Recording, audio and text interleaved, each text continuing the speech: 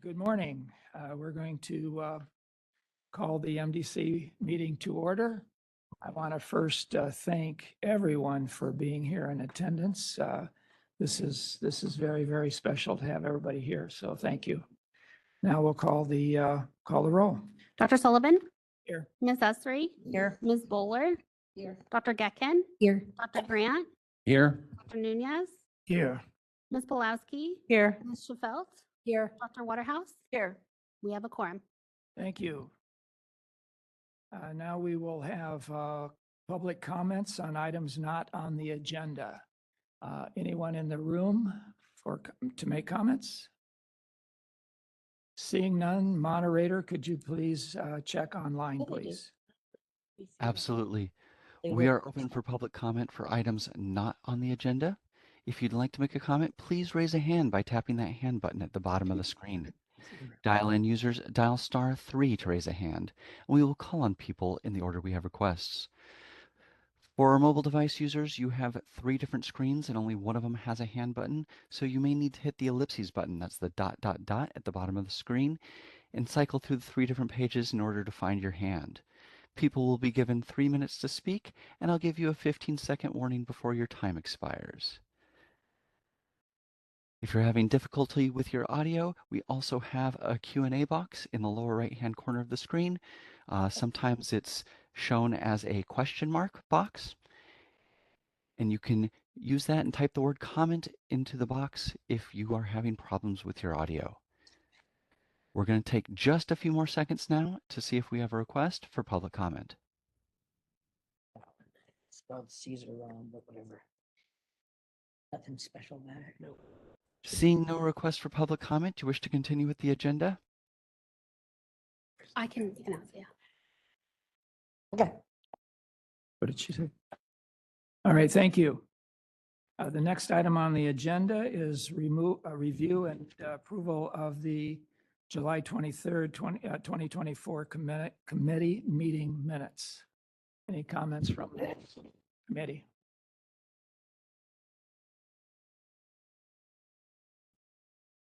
Any comments from the room? Moderator, could you please? Before we open a public comment, can we take a motion? Oh, okay. Let's have a motion to for the minutes. I move the minutes be adopted. I second. Come out. Okay, the motion has been made to approve the minutes. Any comments from the committee? Any comments from the room? Moderator, could you ask the public if there's any comments on the website? Yes, indeed. We are open for public comment via WebEx. If you'd like to make a comment, please raise a hand by tapping that hand button at the bottom of the screen. Dial-in users dial *3 to raise your hand, and we will call on people in the order we have requests. As a reminder to our mobile device users, you have 3 different screens and only one of them has a hand button. So you may need to cycle through the 3 different screens by hitting the ellipses button. That's the ... We're going to take just a few more seconds now to see if we have a request for public comment.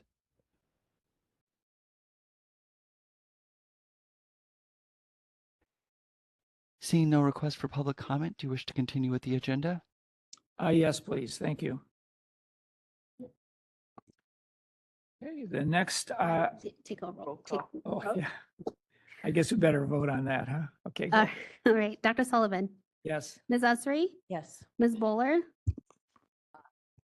Dr. Getkin? Yes. Dr. Grant? Yes. Dr. Nunez?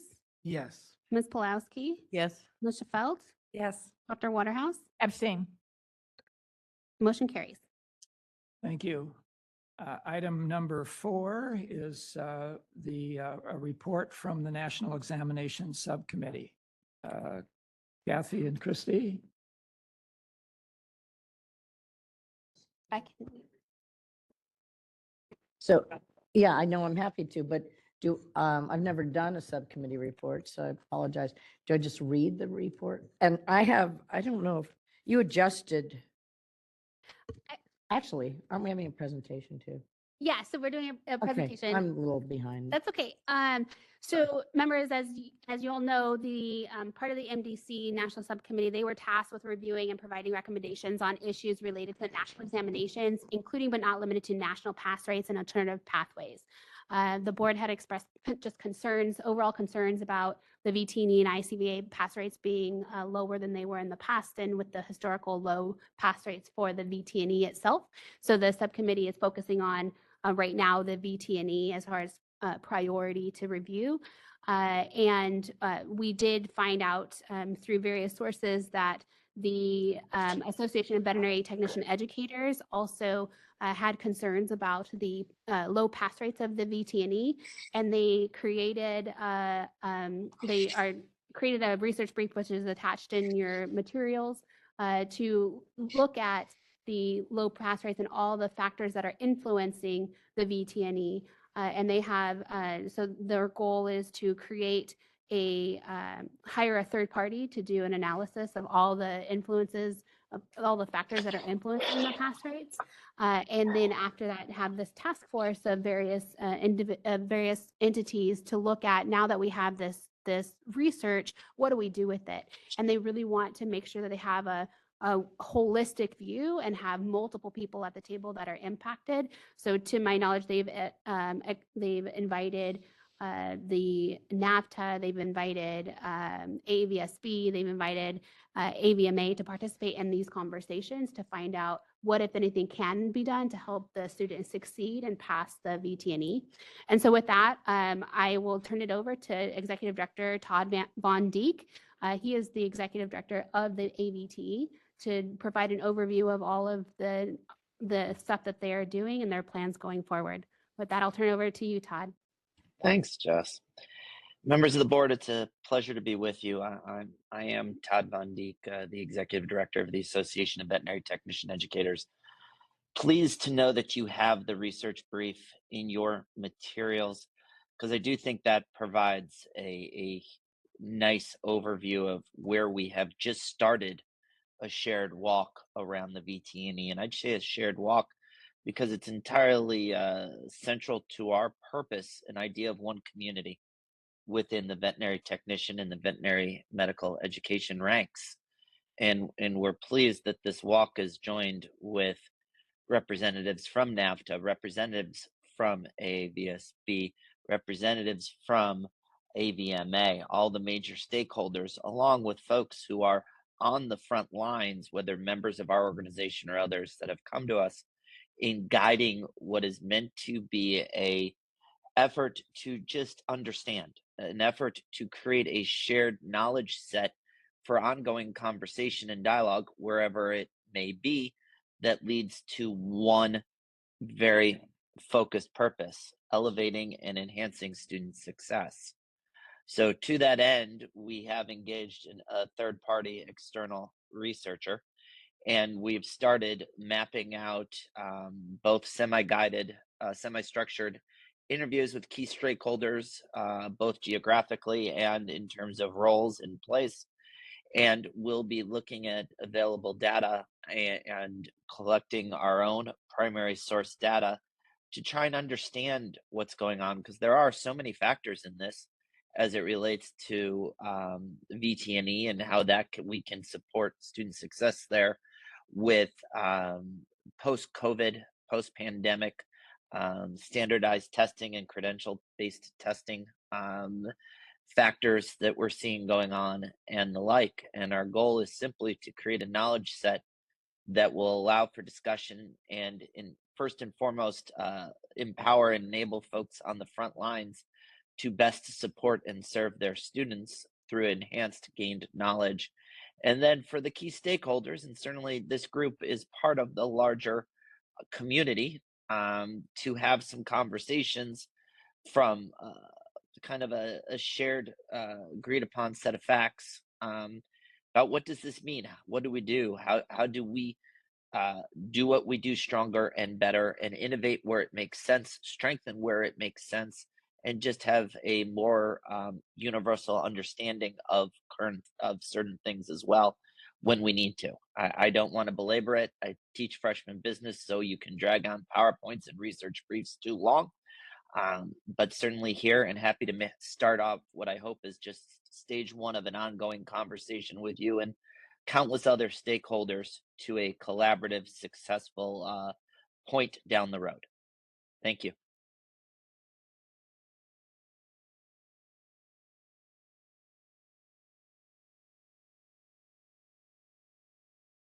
Any comments or questions from the committee?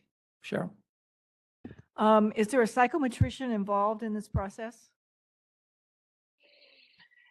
We are working through the team and whatnot. Any data that was analyzed beyond that, I'm sure we'll have a psychometrician for that level of things. But So a psychometrician might help in developing the questions.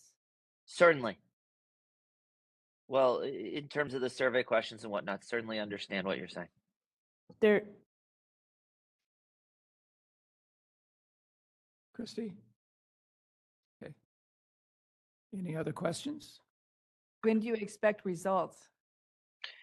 I expect that we will be sharing the research output around August of next year, perhaps sooner at our annual conference. Okay, thank you. Yes, of course. I have a question. Mark? The, this is going to be a 3 to 5 year process, and currently there's one state, Colorado, that's pursuing legislation for a new level of practitioner, the mid-level practitioner. But many other jurisdictions are leaning more towards expanding the scope of practice for current veterinary technicians. And I wonder how that would be evaluated, because if it suddenly appears on the Practice Act that these are tasks that RVTs are allowed to do, but they've never been tested for it in the licensing examinations, do you catch up afterwards to determine their ability to perform these tasks, or do you teach them first and then allow them to do it second? You know, I don't want to prejudge the work of the committee and speculate on the directions they may take. I think you raise a very appropriate point and would be happy to circle back. We are certainly looking at ways to enhance the students' opportunities to succeed in this and succeed as veterinary technicians, and we'll be looking at that, and I can circle back to you.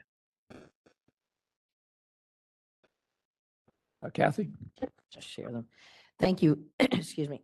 Thank you very much. And thank you for the research brief that you presented. I'm glad to hear that you when you presented it, I don't think, or when we received it, you hadn't hired the research director or whatever you're calling it. So I'm glad that that person is on board. A couple of questions I had as far as, because I think COVID is a big factor and it's hard to deny the last few years. So your time range makes sense. Are you also considering I assume you are, in all the other environmental elements, variables, part-time versus full-time students and their success rate, if there's a difference or not, since so many RVTs are working in other jobs while they're going to school? I think it's fair to say that we'll be looking at every different perspective that we feel like we can comment on a productive basis, and that's certainly a part of the puzzle. I don't think anyone can question that. So I would anticipate it, but as a researcher in a different space, till we've dove in and started to research it, it's just my take as we dive in and get going, which has only started in the last month. Yeah, and it seems ambitious that you might be able to have something in less than a year, which would be Well, terrific. But I realize that's the goal anyway, huh? I didn't say necessarily I'd be able to defend a dissertation in front of a committee, Yeah. but says the guy who just defended his dissertation. So we'd like to advance the conversation by then, and like anything that is a central part of a community in the way that the VTNE is, I think this is an ongoing conversation that never ends, right? It's a shared walk, staying focused on what matters, protecting the population and best serving the students who are making their way into this role, because we want to lift it up. We want it to to take its rightful place in veterinary medicine, and we want to do right by everyone. And that effort never ends.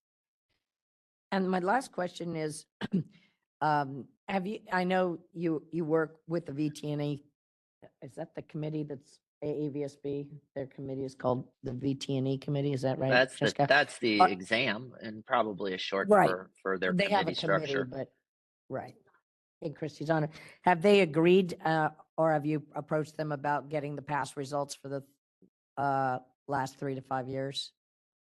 AAVSB has been we have been in conversation with them, in collaboration with them long before this project, and in how we can help each other. They are part of the steering effort to it. Of course, they have to juggle a host of different considerations about data and all of that. But Privacy. I would say for sure, their CEO sat at our conference and stated his support for the project, and we are confident they are on this shared walk with us.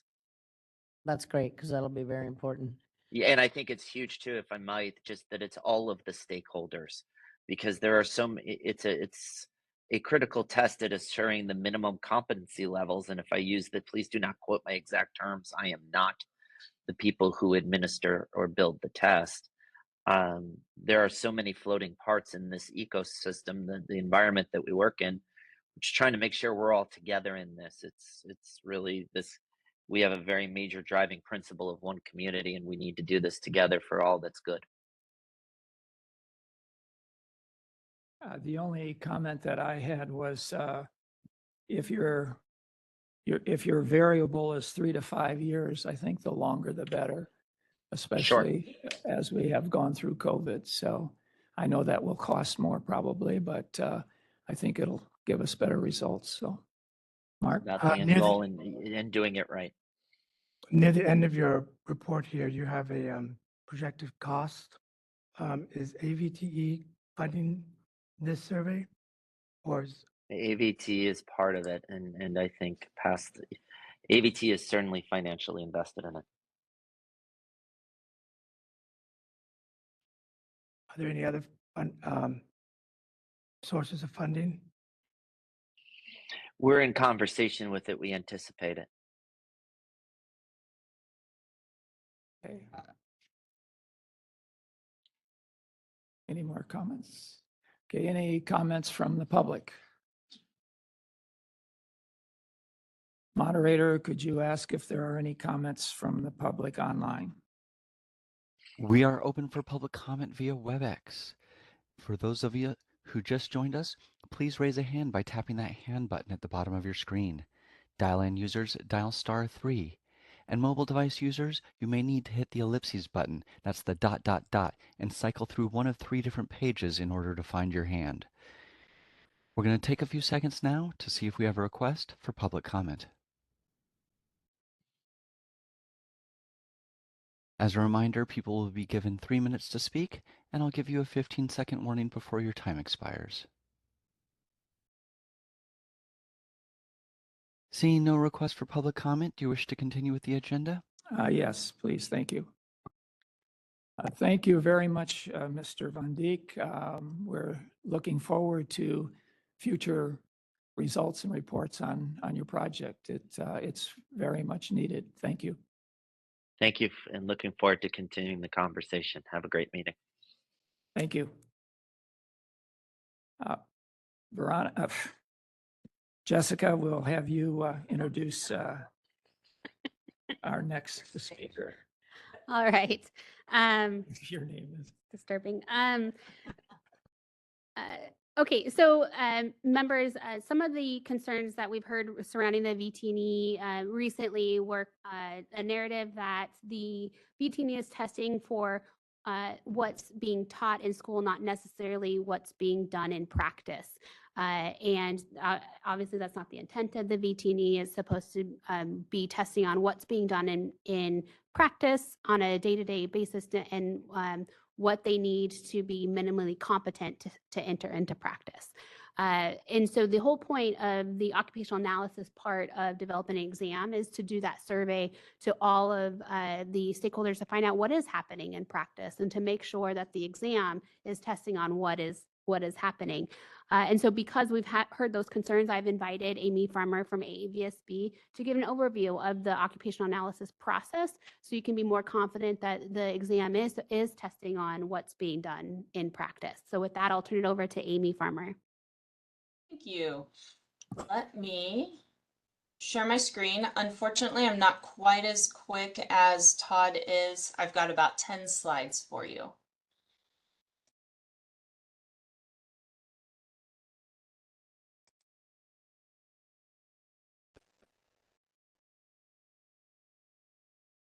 So you can see my screen? Yes. Okay, lovely. Well, thank you for letting me come and speak to you all today. I appreciate the opportunity. So I'm going to do just a quick overview of the VTNE. So you can see we have a map here that has the states in dark blue, the states in green, and the ones that are in progress. You can't really see DC there, but that is one that is in process of beginning regulation. So the primary objectives of the VTNE, or the Veterinary Technician National Exam, are to provide examination services to state and provincial boards charged with the credentialing of veterinary technicians. It's to assist those same regulatory boards in their mission of protecting the public by ensuring that the veterinary technicians demonstrate a specified level of knowledge and skills before entering the vet tech practice, and to assess the professional competency of veterinary technicians in terms of their qualifications to enter practice. And then it also, so what I see on my screen is that the slide is changing. Is it changing for all of you? Yes. Okay. It's not supposed to change just yet, so I'll see what we're doing here.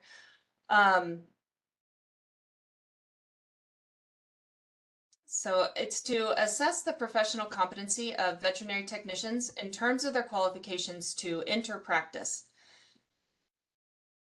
and to contribute to the veterinary technology profession through the development of improved definitions of the relationship between knowledge and professional practice, and to provide that common standard in the evaluation of candidates that will be comparable then from jurisdictions to jurisdictions, and facilitate that interstate or interprovincial licensing so that they can move easily, be mobile between states. So of the 63 member boards, 49 are regulating veterinary technicians, with most recently, as I said, Minnesota and DC. And last year, there were 9,227 candidates that took it, and we are finally surpassing the pre-COVID numbers in terms of examinees that are taking the exam. So the exam itself is a 3-hour exam that consists of 170 multiple choice questions, but the scores are only based on 150 questions. 20 of those additional are pilot questions that are embedded throughout the exam to help guide the construction of future exams, and they do not count towards the final score. So the validity and the reliability of the VTNE is supported not just by the one document or by the summary of the job analysis, but by a collection of all types of documents, such as the job analysis study, but also exam development activities, which is item writing training, item writing review, and exam review meetings. It's the standard setting study and test statistics. These reports serve as links to the chain of evidence to support the validity and the reliability of the VT&E. You were speaking earlier of psychometricians, and we work with a psychometrician through PSI, which is our exam vendor, to transition the VT&E to a multimodal exam delivery, which includes live remote proctoring. So the live remote proctoring option for the VT&E, that was established in the March-April 23 exam window. And we had been researching that for several years to review the validity and reliability of that, and it has proven to be extremely successful. Can I ask a question before you leave that slide? Sure. What are those three gray providences? What do they represent? Up at the top, non-members. Oh, okay.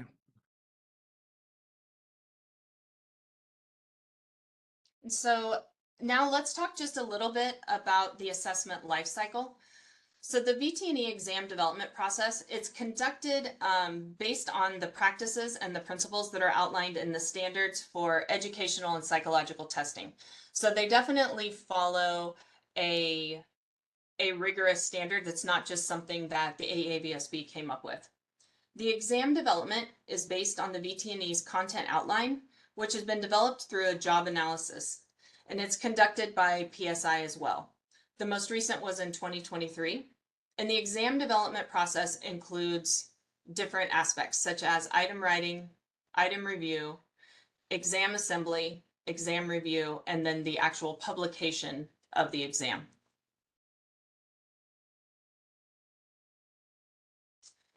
So the job analysis, that is a study that is conducted every 5 to 7 years. And the most recent one, as I said, was completed in March of 23. The purpose of the job analysis is to provide a detailed study of the job duties of the veterinary technician to provide a sound basis for the development of the VT&E and to evaluate the minimally competent technician.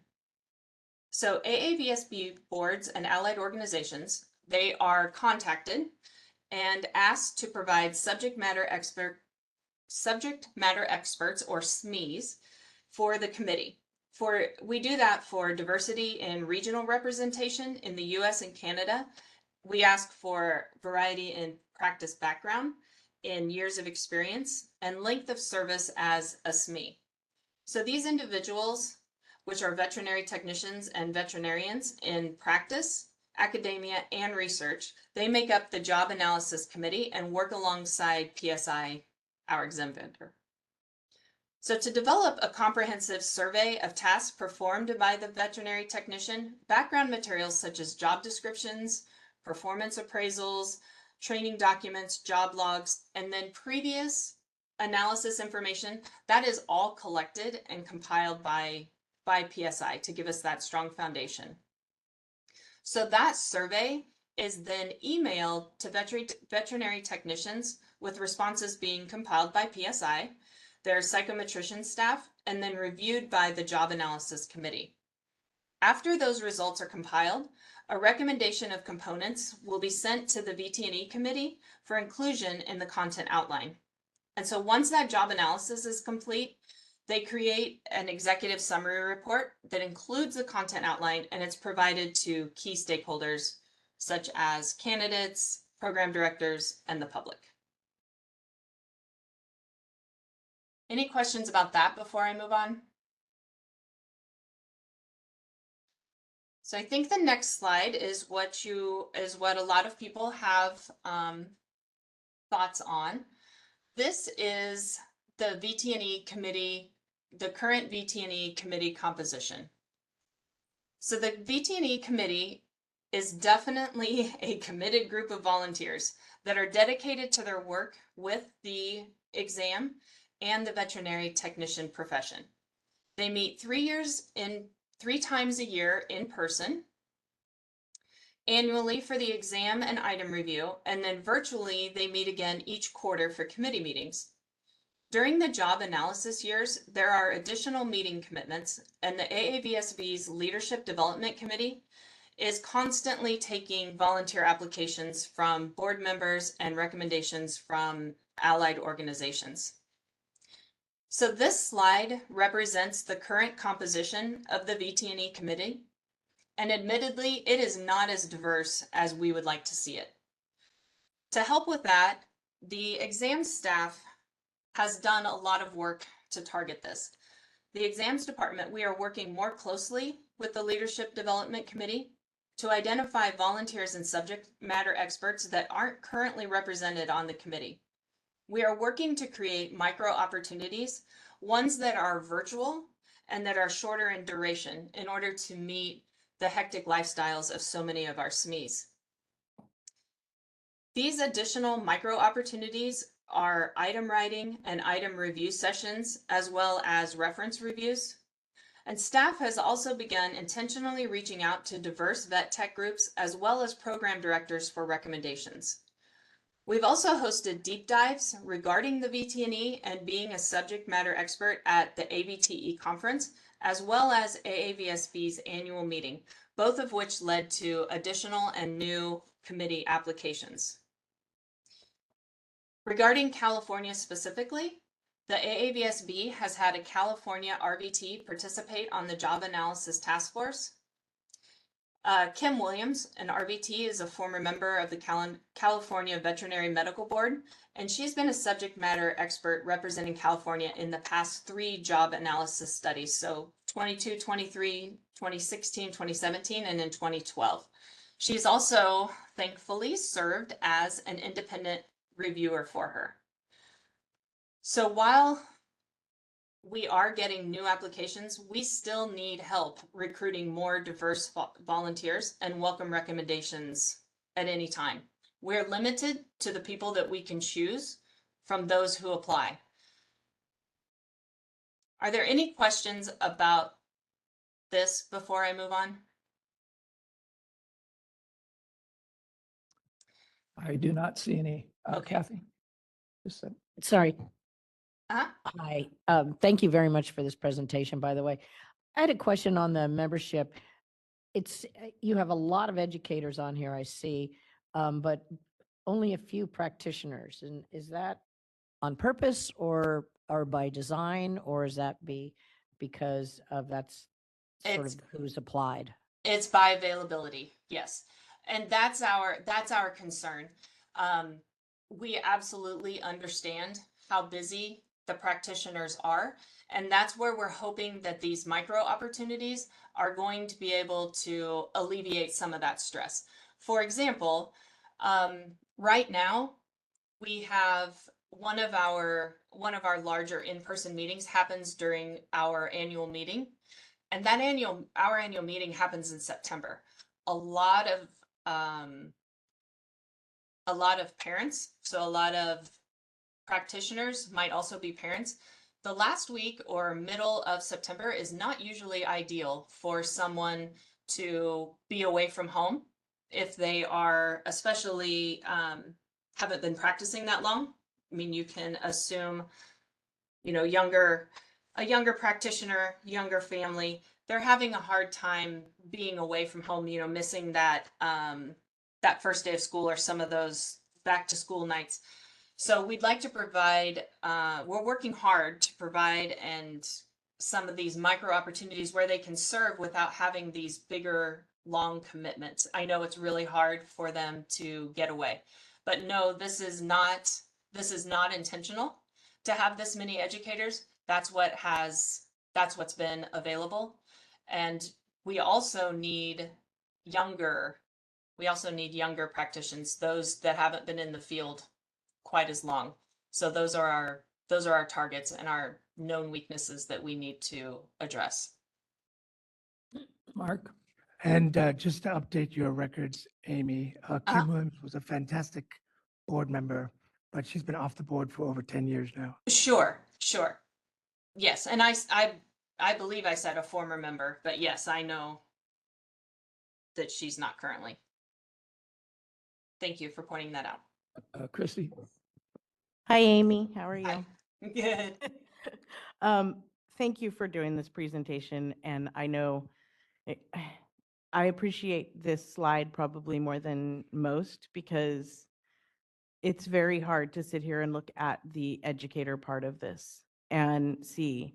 Yes. And it's when writing questions and we have on-the-job trained technicians, it's a fight because the educators fight desperately and they don't get and appreciate the on-the-job trained technicians. So I think it's really important to advertise this slide more than anything when we are looking for people to represent on this committee.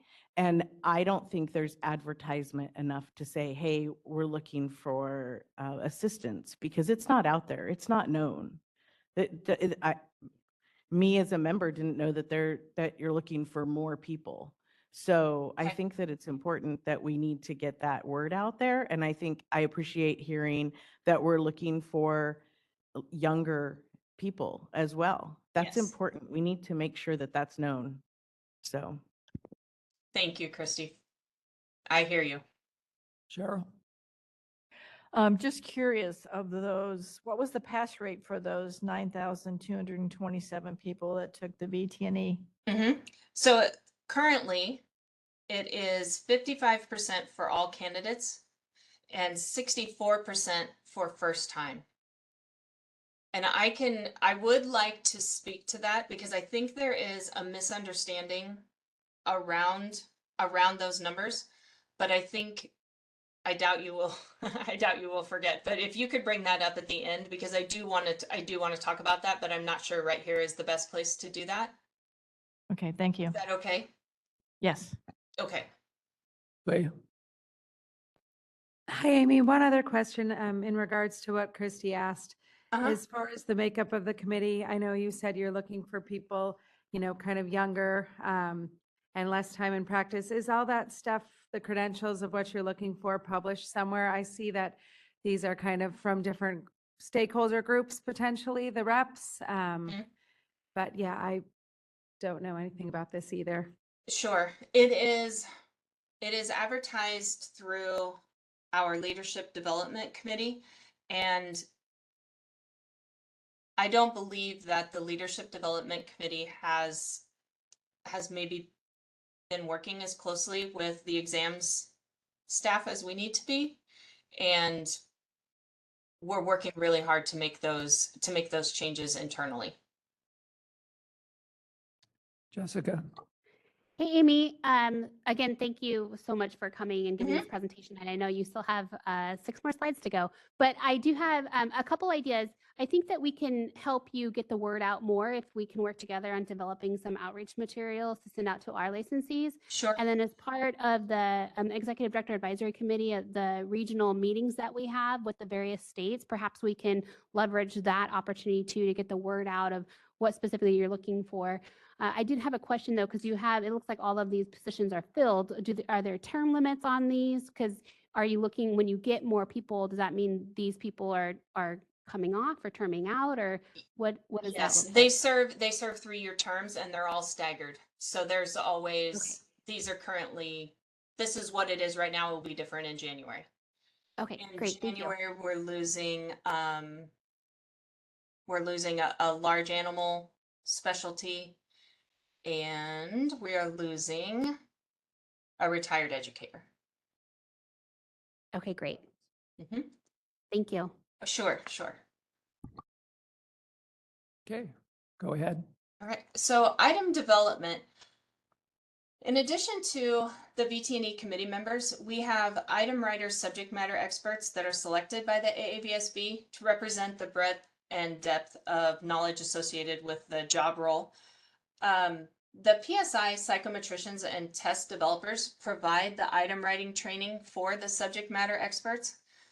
And so this training teaches them just high level how to write effective items, how to utilize the platform in order for secure submission of the items, and how to properly review the items that have been submitted. The item reviewers then are utilized to ensure that each item is accurate, current, fair, and meaningful. The item reviewers are also tasked with verifying the exam content outline classification, identifying that the reference is correct, and also the cognitive level of each exam. So every item must be written from a reference on the approved reference list, and that the item review is not done just by a single individual. If it's reviewed online, there are multiple reviewers that are commenting and approving it. And if it's done in person, they're reviewed in teams of 3 or 4. So with exam development and final review, the new items are first used as a pretest. Those are those 20 unscored items, and they must meet acceptable item level statistical criteria before being used as a scored item on the VT&E. Something that is exciting and has been years in the making is beginning in May of 2025, so this coming May, we are introducing a new delivery method called LOFT, which stands for Linear On-the-Fly Testing. And so rather than offering the exam in separate forms as we do now, the forms or the tests that the students sit down, when the candidates sit down to take them, they are going to be automatically generated, and they will contain the appropriate number of questions for each domain for proper content distribution. So if someone needs to retest, currently they just receive another carefully crafted form, and it will be one of the existing forms. Whereas when they use the LOFT testing, they will be randomly generated by the testing system to the exact specifications for each domain and content distribution. That means that no two candidates are taking the same exam. This is going to further heighten the exam security against item harvesters or those who nefariously try to sit for the exam just to steal the content and then honestly sell it. So the committee has been working diligently to create enough questions to utilize a LOFT system. It's been a multi-year process and a lot of additional work for the VT&E exam development. The LOFT results are as reliable and relevant and defensible as the forms. They just provide an increased security measure. So we're getting to the end here. Standard setting. I think that standard setting is one of the most important and yet difficult aspects of exam development to understand. The intention of standard setting is to set a passing point that's been determined through a legally defensible manner and process. The standard setting is related to the difficulty of the items relative to what is expected of the minimally competent candidate, and to utilize a very precise method called the Angoff method. So there's 4 steps to this method, and one of them is to select your judges or your subject matter experts, which in this case are credentialed vet techs and vets from different specialties. It's to define the competence criteria. So what does the minimally competent practitioner look like? And to ask what areas will they have difficulty with? And should the minimally competent practitioner need to know this to be able to practice safely and competently? Then they also use a rating procedure to determine how do you think that minimally competent practitioner would answer each of these questions. And then finally, we render the ratings, and each SME actually completes the test and provides an item rating. They go through and discuss the ratings, especially on the items that were answered incorrectly. They modify the ratings, and then they independently rate each question, and the cut score is based on the average of each of those SME's scores. So it's a lot, and it takes a lot to wrap your brain around for sure if you're not in it every day, but it's a very thorough, a very precise process to set that standard setting and establish that cut score. We have a question here, Kathy. Thank you. How many standard setting, excuse me, groups do you utilize or do at a time, and how often do you do the standard settings? 1, and with each job analysis. Thank you. So every 3 years. And can I go back just a couple of slides just to make a comment? You said that the questions are taken from a resource library, A reference a list. reference library. Um, I was the board liaison to the committee for a year, and they keep that resource library very up to date. They're very dedicated to having the most up to date text and journals and in with the new and out with the old. That's very impressive. They're very dedicated to it. Mhm. Thank you. And that reference list is always available on the website. So program directors, candidates, anyone is able to see that. Yeah, I will second that. It's always updated to make sure that we have the newest reference. And so I will make sure that everybody knows that as well. So scoring and analysis, the candidates see their pass fail on the computer screen as soon as they complete their exam. And the official's personal score report is available in their AAVSB portal for a year after their scores have been imported. Official score reports are made available to jurisdictions for credentials through a secure online report portal. We have just completed a new enhancement to score reporting. It's going to be an upgrade in the API, or it is an upgrade in the API between AAVSB and PSI that has provided an expedited score import that's going to allow jurisdictions to receive their scores within days of candidates testing versus the current 6 to 8 weeks. As example, because California participates in the Viva Data Exchange, scores from the candidates that selected California as their destination will receive daily score imports via the API. The school reports are continued to be made available as an internal report, which includes the candidate names but no results. And the 3-year summaries can be run at any time. There is also an appeal process for the candidates, and their scores are pulled and reviewed to ensure that a fair testing opportunity was provided. And our last slide is data forensics and web crawling. Something that is unique to the VT&E is that unlike many credentialing exams, the AAVSB does utilize data forensics and web crawling through our vendor PSI.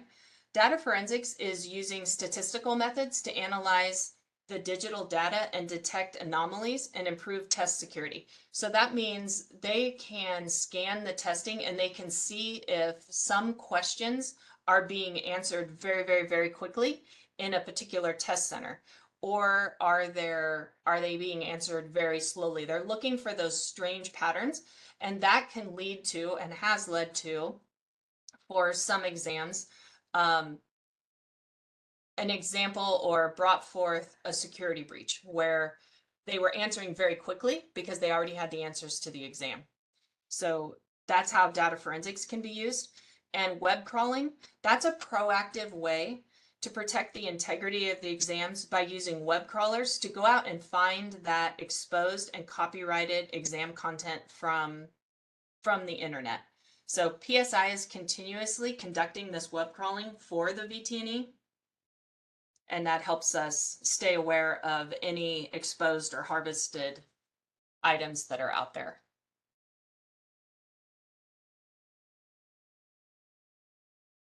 So that is what I have for you. Let me stop sharing. Apps. Okay, Jen? Thank you, Amy, for that presentation. Quick question. So as much as the questions in each cycle can vary, are there any aspects of the tests that are kind of committed to stay the same, such as what percentage of questions are small animal versus large animal? Is there any skeletal kind of outline that has to be maintained, such as distribution of questions and subjects? That is all determined through the job analysis and when we figure out the content outline. I apologize that I'm not sure how to stop sharing here. Thank you.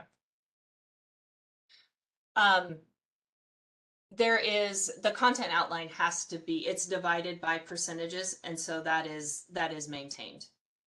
There is a rigor and a format for that. I don't know it off the top of my head, but it is there. We can't have just all skeletal large animal.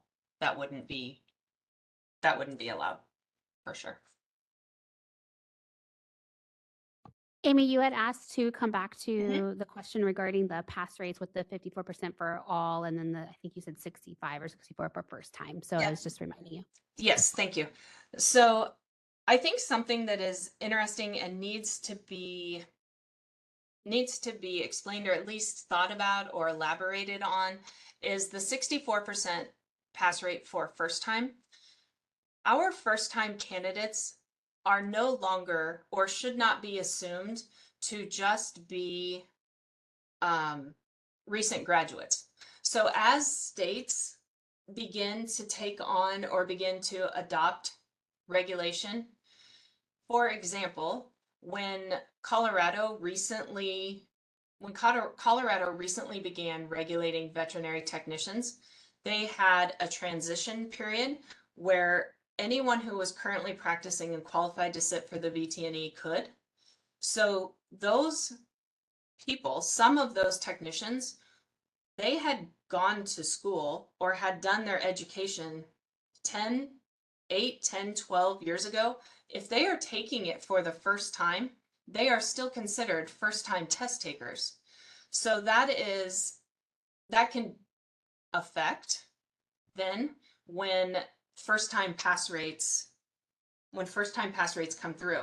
So sometimes there is the assumption that a first-time test taker is freshly out of their education, and that's just simply not true. And we can see how the pass rates of first-time test takers, there can be a dip by jurisdiction as they begin to implement regulation, because now everyone who was eligible but chose not to for whatever reason, as regulation is kicked in, you now have those that are farther removed from their education taking the test and bringing down that first time test taker. And I also wanted to thank you, Amy, and AAVSB for changing their policy recently to allowing the students to take the exams while they're still in school. I think with the limited data that AAVSB did have, it showed that the students did perform significantly better while they were still in school. So I think that that's a really important ability that AAVSB now allows, and I'm hopeful that that'll help with that testing the Sure. pass rates as well. Yes. And in addition to that, we've listened to the stakeholders, and we've added a fourth exam window. So depending on when a certain person graduated, when a candidate graduated, they might have to wait weeks, months, several months before they were able. Now we will have 4 exam windows, and all of those exam windows have been expanded to 60 days. So it's going to be a lot easier for those recent graduates to go ahead and test.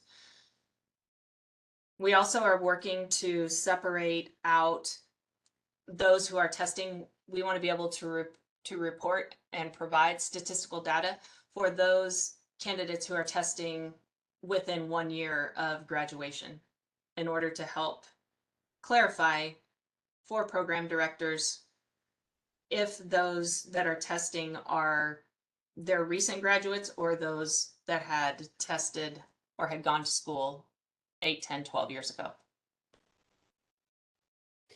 And members, with that additional exam window, what that means for candidates, especially if they are able to take it 3 months prior to graduation, they can take it, and potentially, if they take it at the start of the exam window, they could potentially retake it before that exam window closes, a separate test, which means they can enter the workforce faster. So it's a really big deal, and I really thank AAVSB for adding that. Any other, Mark? The California Practice Act has a list of tasks that only RVTs can perform. And I assume that other jurisdictions have similar lists. And with all that's going on right now, I think that that's going to be an ever-changing list all over the country. Does the AAVSB take those lists of protected tasks into consideration when they're writing the exam? I can't imagine a test would say that a person's qualified to do all these tasks, because that's probably a pretty long list. And ultimately, it's going to be up to the veterinarian to determine whether or not even though you're licensed to do it, can you do it is up to the veterinarian. But do you take those restricted task lists into consideration when writing the exam? We do some of them. I know that there are a few that are very specific to California, and that's why we need to ensure that we always have California representation on the committee and within the item writing and during that job analysis survey. But we do not have, and it would be nearly impossible to have a comprehensive list of each state's specifics. And like you said, it's the veterinarian oversight. Because it determines entry level RBTs. Yeah. We're very good about, and I can help. Amy answered it very well, but what we do is we talk about it and we reword things and we make sure, and we'll say, well, that works for California, but it's very clear in the way that the items are written, and it works for all states. And the whole purpose of that job analysis of the survey is to find out what is happening in all of the states. And so you could have individual states have the lists of tasks, and that might not be specific taken into account, but they are taking into account what those stakeholders are saying is happening in practice. So I think that may get to that, not necessarily looking at the statute, but looking at what's happening in all state practices. Yes. Yeah, Barry Grant, I had a question for Amy and perhaps the other members too. Are we tracking how many people want to do be large animal technicians? Is that increasing or decreasing? Is there a need for it?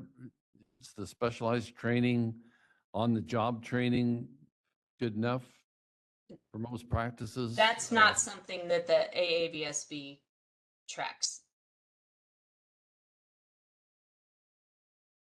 Thank you. Any other questions or comments from the committee? Any comments from the room? Moderator, could you ask if there are any comments from online? We are open for public comment on WebEx for the presentation you just saw. If you'd like to make a comment, please raise a hand by tapping that hand button at the bottom of the screen. Dial-in users dial *3 to raise a hand, and we will call on people in the order we have requests. As a reminder to our mobile device users, who we have several new ones, you may need to hit the ellipses button. That's the ... at the bottom of your screen, and cycle through one of 3 different pages to find that hand. First, we're going to hear from Nancy Elrich. Hold on just a moment. We're sending you a request to unmute your microphone. With the California Registered Veterinary Technicians Association. I was just wondering if there is a particular address or where technicians who want to serve on the committee could contact. Right now, we have a leadership development web address. I don't know it off the top of my head, as I should, but if you could email Channing Benson, it's cbenson@aavsb.org, or myself, we'll send you a link to the volunteer application. Okay.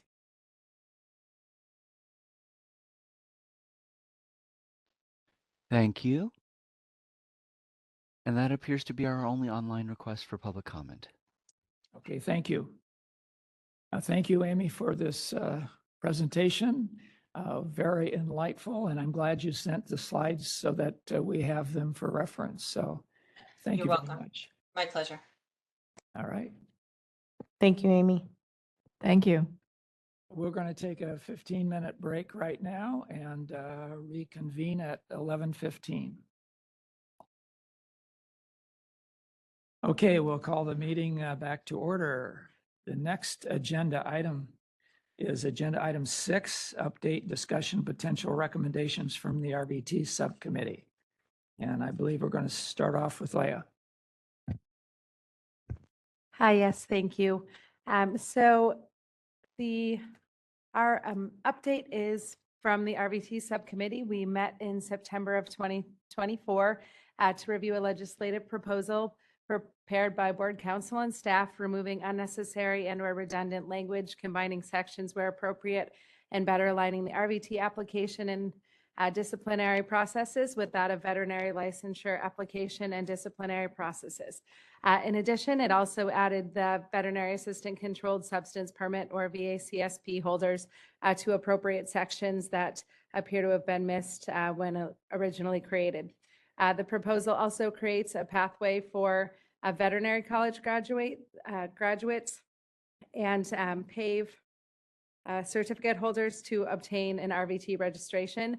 The American Association of Veterinary State Boards has agreed to approve these graduates to take the veterinary technician national exam if the statute provides the clear pathway to registration.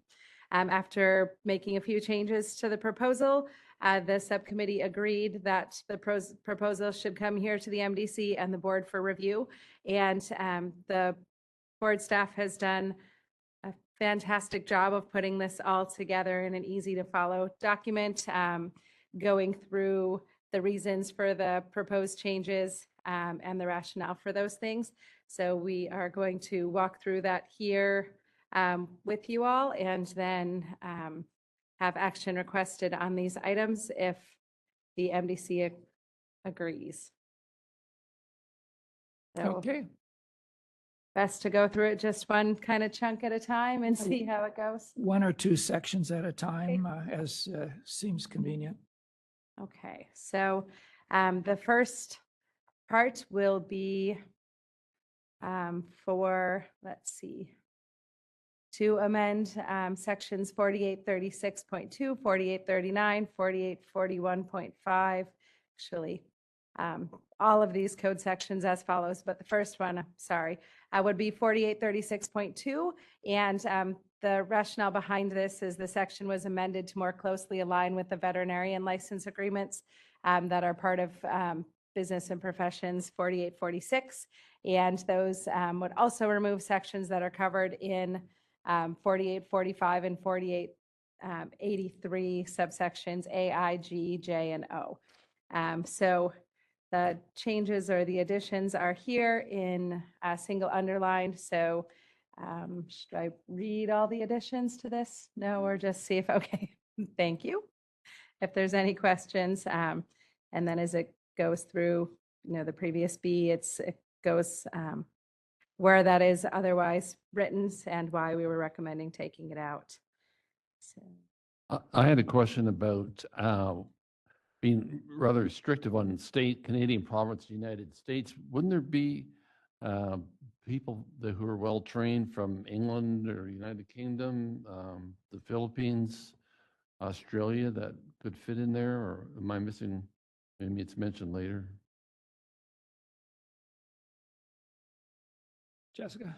Under B? Yeah, so this currently aligns with how it's written for veterinarians. And I think during the last sunset review, the board was looking at potentially looking at other ways to acknowledge that state license. But what you were referring to, those individuals wouldn't be able to get licensed here yet because they're not accredited or they're not part of what we accept. So if you want to look at opening that, you would look at opening it both for the RVTs and the veterinarians. But right now, this proposal is just to align with how it's worded for veterinarians. Cheryl? Are there other states that have VACSPs? Not to my knowledge. I think we're the first ones, but I can send out a question through AVSB and ask if there are other states that allow it. With this language, we're just trying to emulate the other language for veterinarians. It's not because there are other states that have these. Right. Correct. Is to align with how it's currently written for veterinarians and what we're proposing for RVTs. But just because there's not today doesn't mean there won't be in the future. So this would be also for future if another state does start licensing them, they'll have to disclose it. So for VACSPs, the anticipation is that the answer is going to be no, but it's still the requirement that if they are, they have to disclose it. Okay. And second question, in B, 4836.2B, when I got to permit to practice veterinary medicine, I kind of stopped on that one. Was there debate on that? Because I think that really only veterinarians practice veterinary medicine. Where are you? I think technically, when a technician is doing something under the orders of a veterinarian, it is practicing veterinary medicine. So that's an RVT. This is just a VACSP. So it's only what they're able to do within their scope that they're providing. But I think that, and Tara, you can jump in, but I think because it may be, you have the overall definition of what the veterinary practice is, and then unless they have a specific the registration or the permit that allows them to do portions of that, then that's what this was intended to cover. Can we state that then? Within the scope of their part of veterinary medicine, whatever, you would state that, can you? Because it sounds like they're practicing veterinary medicine just like a veterinarian would. But it's already defined in But their it's- scope of practice. It's I think the only thing you could really add would be the practice of veterinary medicine or the delegated duties thereunder. Okay, that, I would feel better with that. Okay.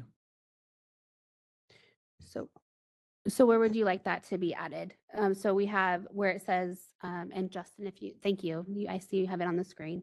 So where it says under the first sentence in B, after practice veterinary medicine, you'd want to add it there.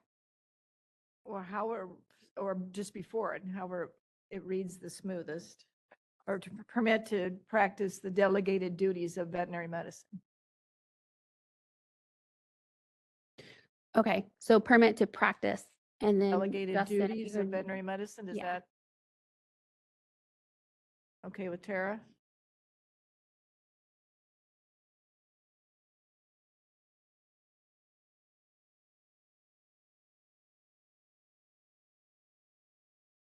But in this is saying that the applicant shall disclose each state, Canadian province, or United States in which the applicant currently holds or has ever held a license, registration, or permit to practice veterinary medicine. That doesn't say anything about, it's not talking about it being a veterinary assistant controlled substance permit. At the very beginning of 4836.2. But that's talking about what we say. They're saying they have to disclose anything they've ever had. So it doesn't mean that they have to disclose, what if they had a veterinary license anywhere else? Or an RVT. Or an RVT license? Basically looking for disciplinary action. Right, we're not talking about a veterinary assistance controlled substance permit here. We're talking about any license Right. anywhere else. So any license issued by a veterinary medical board, period. So it doesn't have anything to do, so they had any license. Okay. So can we narrow it to, I'd recommend not. We don't need to narrow narrow it. yeah, so leave it like that as open to interpretation for any license issued by a veterinary Which medical is- board, which is where the VMB board is issuing that in the context of practicing. Which is why this is how it's written for veterinarians. This language is directly how we wrote it for veterinarians. It's already in, so I don't know why we need to mess with it. And maybe keeping it broad is going to be good in the future if VASCP regulations and scope of practice changes, we want to leave this broad or consistent, I should say. I would just say that this is about an individual in another state or Canadian province, and perhaps they were licensed as a veterinarian in Utah and they come to California and they're not passing our requirements. So they're just going to go ahead and temporarily practice using a VACSP in California. So, I mean, we've got practice of veterinary medicine, and that's really broad because whatever they're doing in other states and there's some discipline, we need to know about it. Yeah. It doesn't have to be agree. just limited to controlled substances. It's whatever you did in another state, we need to know about that license, registration, or permit. So do we want to take out the delegated duties of and just keep it? Okay, Yeah. Justin, would you mind removing that? Thank you. Kathy? Yeah, and I like and agree with the original language, but I have a question, just random question. Is the word permit because some other countries, Canadian provinces or territories issue permits to, as opposed to licenses? That's why it's there? Yeah, Okay. so it's varied across the board. You have the license, you have registrations, you have permits. We have license registrations and permits. So it's supposed to be open-ended. One question is, do we want to add certificate? Because I don't know if there's some state that issues a certificate to practice, some delegable duties of veterinary medicine.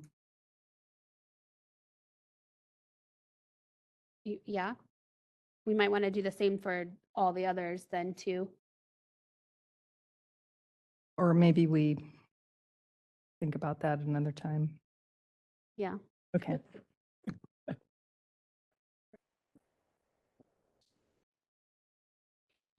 It could be, but it also could be like we have the VACSP, but there are all other states who have other permits that are not just premises. Correct. Okay, any other comments? Okay, let's continue before we open it up for the public.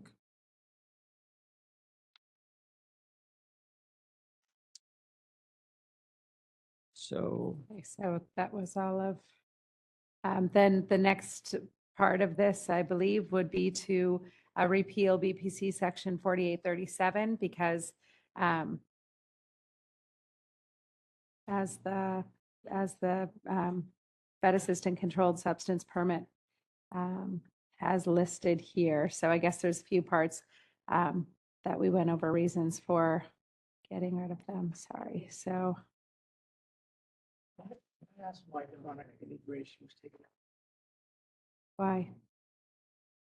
because So- it's elsewhere. Under, yeah, if you look on page 4 where we're striking out chronic inebriation, we put in there that Business and Professions Code 4AA3G2A already makes it a cause for VACSP application denial or discipline for use of any controlled substance under in unprofessional conduct. And the board, they could add chronic inebriety or habitual use of controlled substance if you want. But it would fall under unprofessional conduct. Yeah, I think okay. we already are covered for that. So what Leah is referring to is the list on page 4 that struck out, and each one tells you where it's covered. Mhm. That's duplicative of the list in 4837, so that we were striking it for the same reasons that we're striking it above. I have a question. I need to go back a little bit for Tara.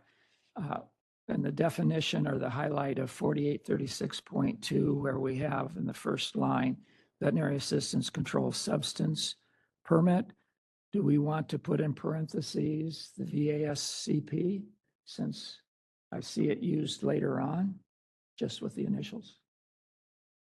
If you do see it used with VACSP, it's because it's in brackets.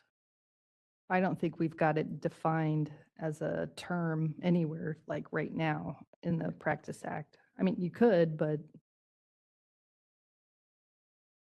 I just see in our explanations, which I believe will go with the document, we do use it in the abbreviated form. It'll provide in the rationale to the legislatures, but when in the actual leg proposal goes, the brackets won't be included. Okay, all right.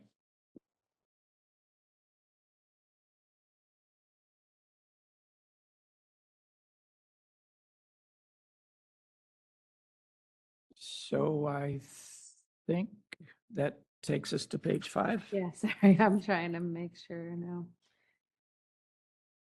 5.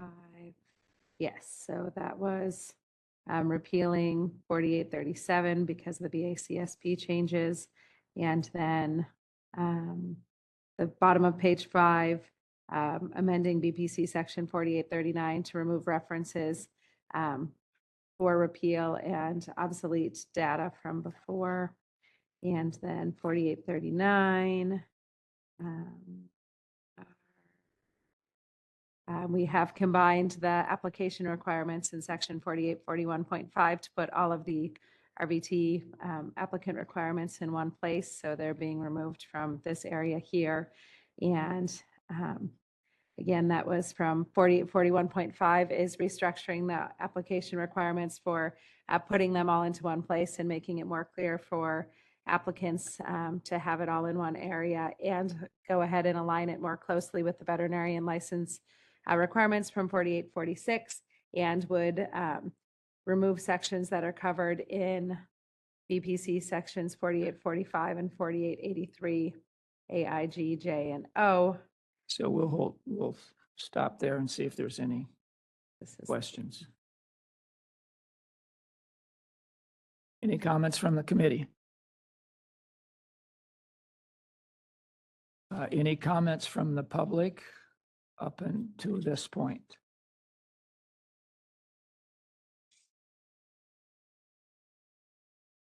So, oh, sorry.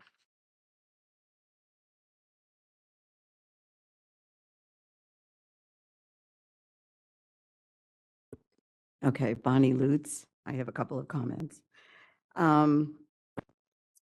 4836.2, when we talk about the bold area where they're talking about probationary period, to me, there's a difference between probationary period and on probation. And I'll just have to tell you that I have some overriding concerns about this entire change because, and I'll go into that in more detail later, but putting a VACSP on probation, I don't know if you really want to be putting VACSPs and RVTs on probation, which means that you're going to have probation monitors and specific terms that are different than your probationary terms. It opens up a whole nest of issues that I don't know if they've been looked at. And that's why when I look at 4836.2 and I look at the fact that you're not defining probationary permit because it's defined otherwise, to me, probationary permit and on probation are two separate things. Probationary permit would mean we're going to give you a permit, but because of some previous stuff you did, you'll be on probation. That's different than a disciplinary action that's taken against somebody and putting them on probation. So that's my first comment. My second comment is that I do think in 4836.2B, you need to add certificate because a lot of the RVTs in the United States are certified veterinary technicians. They're either licensed, certified, or registered. So I think you do have to put the word certificate there as well. Thank you.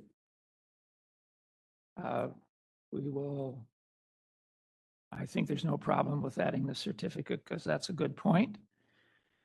However, the probationary permit is allowed now. And that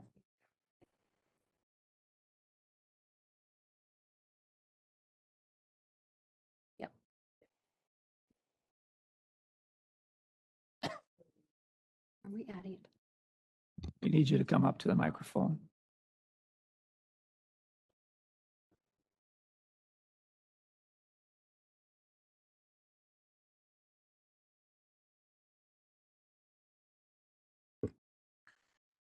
I'm looking at page 4, the first paragraph, which is B, and the sentence in bold that says, note, probationary permit covered under BPC section 4845 amendment. And that's where they talk about probation. On probation and probationary permit are two different things as far as the way I look at it. A probationary permit, which could be given now, is something that you give to somebody because of some previous conduct or something. And we do On that. Right, I understand that. But what I'm saying is, it's not the same thing as putting a person on probation because of some conduct that occurs.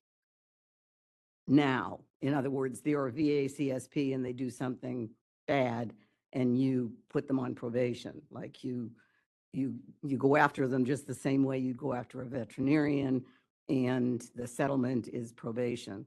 That's different than a probationary permit. I know it seems like it's splitting hairs, but if you look at the processes that lead to each one, they're completely different.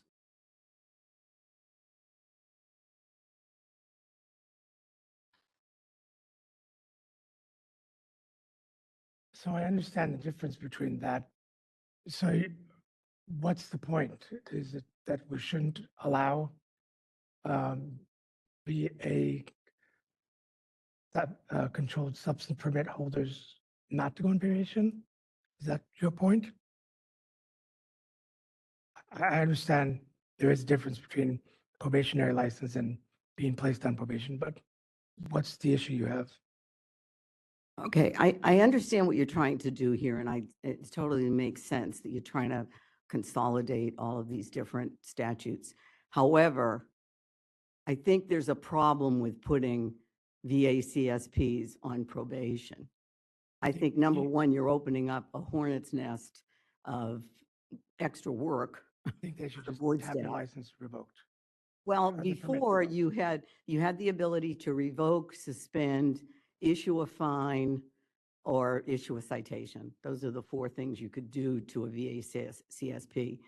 Now you're enlarging that to have the same discipline being given to a VACSP as a veterinarian, which would include being put on probation, having a settlement, having a hearing, doing all of that.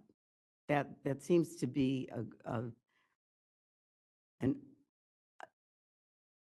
I think it's going to be too much. I think it's going to be a lot for the board staff, but I also think that, do you really want to put VACSPs on probation and have to monitor them while they're on probation like you have to with a veterinarian? That's a completely different thing than a probationary license. So that's really what I'm getting at overall, is that by changing, by trying to consolidate the discipline into one statute and adding VACSPs and RVTs, well, number one, they don't have insurance. So it's going to be a nightmare for VACSPs and RVTs to manage VMB actions, but that's just another issue. But, do you really want to have a situation where you're going to put RVTs and VACSPs on probation? The other issue is, are they really responsible for what they're doing, or is it the supervising vet who's responsible? I mean, I understand that you could revoke, suspend, issue a fine, issue a citation, but now you're enlarging that to have a discipline system with a VACSP that's just the same as the discipline system that you have with a veterinarian. I don't really know that you really want to do that. Thank you. Jen?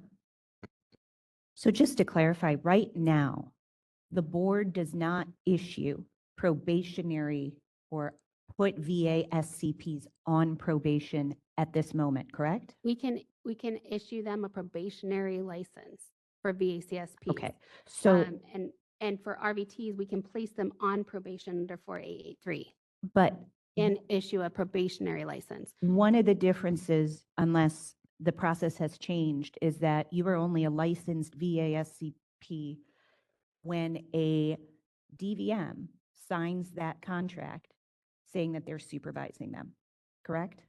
So you can obtain the VACSP, but in order to use it, you have to have a contract. So you have to have that association with it. So you can Okay. obtain it before, but in order to use it, you have to have that associated document from the veterinarian. And that is different than an RVT. An RVT can be licensed and there's no piece of paper that has, for instance, me or Dr. Grant signing off saying that I am the supervising veterinarian. So I do have a question. If any action is taken then on a VASCP license, is the supervising veterinarian informed?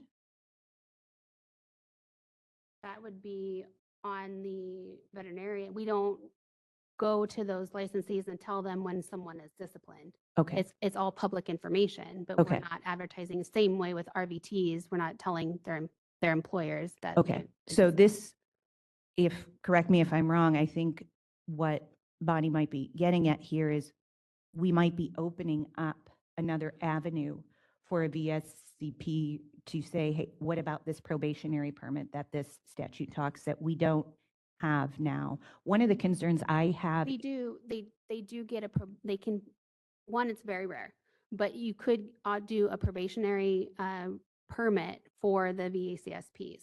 And what you're going to see mostly, because we apply our disciplinary guidelines, it would be for if they have this substance abuse, where we would offer them a probationary license rather than just flat out denying it.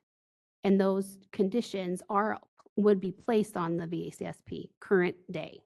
right, but one of those factors just to keep in mind is that the supervising veterinarian, if I did sign off that this person in my staff I'm supervising this VASCP, and there is any disciplinary action on that license, I am not informed because there's no framework to inform me as a supervising veterinarian. It's on me to make sure that the VASCP that I have certified that I am supervising has no action on their license as we progress, correct? The supervising licensee would need to certify that they don't have action? Is that what you're saying? No, if I have a VASCP now in my clinic and some action was taken against them on that license from the board, even though I am the one that has signed off that I am the supervising veterinarian in that clinic. Let's say there is, for example, a drug allegation or something like that. The veterinarian who has signed off that they are the supervising veterinarian in charge of that VASCP does not get notified. So I am in charge of making sure going forward that I am checking the status of my VASCP's license under me. I mean, I would encourage any licensee who's supervising staff to check their license status, right? If you Right. have a practice, you want to regularly check your employee's license status. Right, but the VASCP is the only license that I have signed off as I am the particular supervising license. I don't do that for RVTs unless it's under the premises permit.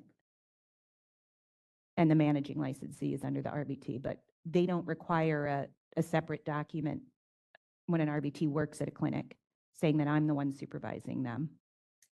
The VASCP is the only one that requires that, correct? I'm just making sure. Yes, I think I'm not understanding the concern there, though. If you're not certifying that they haven't taken any action against that. You're saying that you are supervising them, period. Correct. Correct. I'm supervising them for them to access controlled substances at my clinic. Hey, Mark? So your point's well taken. I'm currently the medical director at my hospital.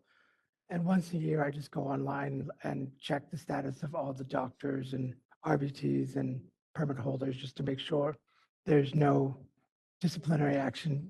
I think that's just part of my duties as the medical director. And that's how I would find out if there's been action taken.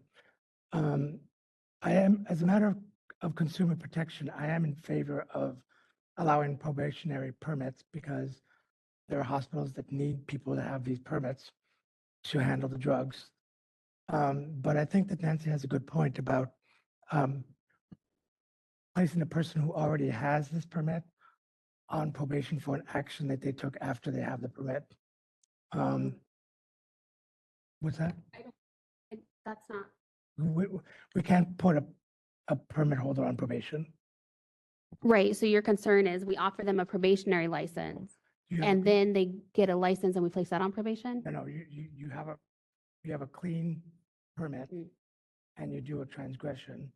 Can you be placed on probation as part of disciplinary action? Yeah. So I think that Nancy Bonnie has a good point. Sorry. Because a veterinarian goes through lots of training to get their license, and so does an RVT. The only thing that a permit holder has to do is have a clean record to get a permit.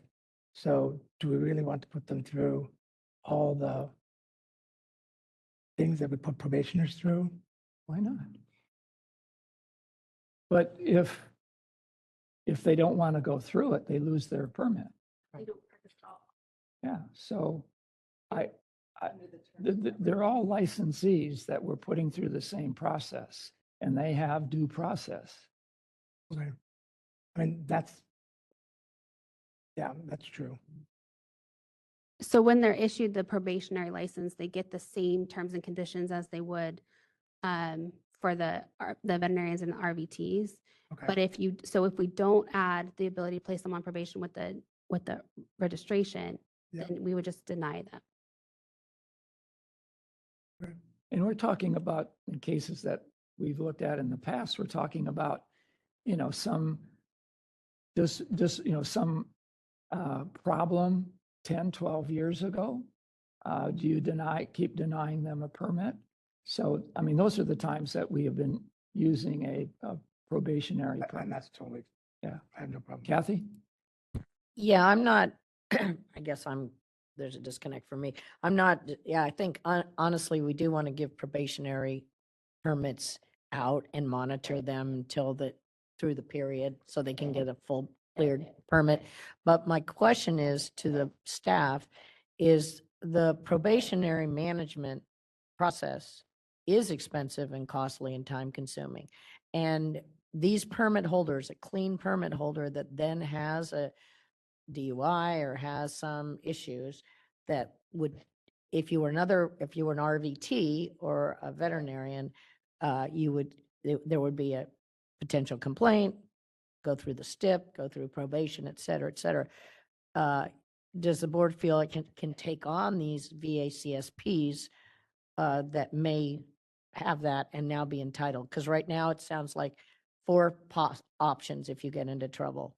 It's a citation, a revocation, a letter of education, whatever the 4 were. But now to put you in the probationary system seems like that's always been difficult for all of us, the board, to manage. So could we handle that many more people involved? Or maybe it doesn't happen very often. So a couple things. One, as you all may remember, the board did ask the MDC to look at the disciplinary guidelines to make it more applicable and potentially have separate disciplinary guidelines for RVTs, because that's a very valid point. It's very expensive for RVTs to be placed on probation. And we might need to look at having different disciplinary guidelines for those professions. So the board is looking at that right now. Currently, though, what you're looking at is for the VACSPs, if they come to us with substance abuse issues that we have concerns with them having access, that we can give them the probationary license, which would place the same terms and conditions on them, which just is, it is expensive, but it also very rare. I mean, in my time here, I don't know when this was, I think we created the VACSPs in 2016, and I came in mid of 2018. We don't have any that we have on probationary licenses. So it's not a very common thing, but what you're looking at is if we only offer the probationary license and then they don't want to take it and they appeal it, they go to hearing, we don't have the authority to put them on probation. So it ultimately end up with no VACSP. So, I mean, it's either the probationary license or nothing right now. Any more comments from the committee? Cheryl? What I keep coming back to is that, because I've got, I don't know, 3 or 4 VACSPs, and I suppose one of them could have a DUI that I don't even know about, and might be getting disciplined, and I'm going to put on my list of things to do to go back and check all the license status for all my staff. But if I only check it once a year, it might be several months before I pick that up. And so I keep coming back to, I'm going to contract with this VACSP. I think the board should notify me. So I don't know about contracts. There's no requirement for a contract. You have to associate with the licensee, but there's no, I just need to be clear, like that's different than a contract. And I mean, we post all of the information on our website for any actions that we take. And and that's the same for anyone you're employing. You're not going to know if another veterinarian goes and gets a DUI. You're not going to know if another RVT has a DUI. You're only going to know anything that if we take action, if you're regularly checking your employees. Right. Except I don't have necessarily contracts with the You don't veterinarian, the you don't- RVT. There's no requirement for a contract. There's a requirement to sign a document that you're supervising, you're associating with that individual. That document to me is a contract. It's a So relationship. that document, It's just a relationship. right. It's not a contract. And so I think that's the big thing. It's a relationship that they're working with you. It's, I mean, it's an employment agreement kind of thing. It's just like saying you have a relationship with them. I think we keep getting stuck on contract and it's not a Okay, contract. say document then. You still There's a have the document. same legal authority, like legal responsibility to supervise your RVTs. So to me, I'm not seeing, I know that you have a form with the board that you had associated with this person, but you also have the legal responsibility over the RVTs you're supervising. As well as the DVMs. I mean, it's no different. It's all of them.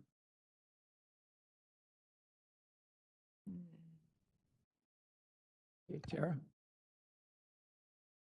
I can appreciate the desire for the supervising veterinarians to have information about disciplinary action taken against the individuals they supervise, but I would caution against requiring, and I believe it would take a statute to do this, requiring the board to send out notice to the supervising veterinarian because that costs the board money and staff time. And then we have to figure out, oh, well, the RVT, they've got a mailing address, an address of record, but, maybe that's not their current place of practice, or perhaps they're working at multiple veterinary premises. So how do we figure out who are the supervising veterinarians everywhere they're practicing? So it just starts to create a lot of complication for board staff and money. So I'm just saying I would caution against moving down a pathway to require board notification to supervising veterinarians.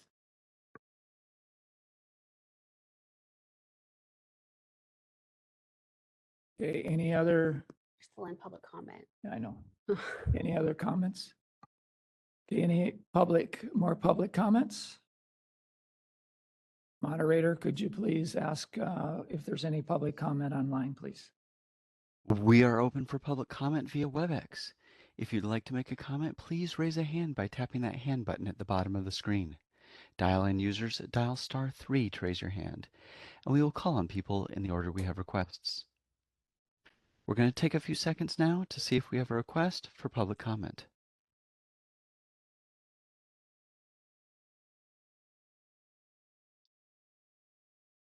Seeing no request for public comment, do you wish to continue?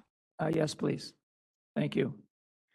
So I think that gets us to the bottom of page 6. Before we move on, can I just ask the MDC, would you like to add certificate to every applicable section?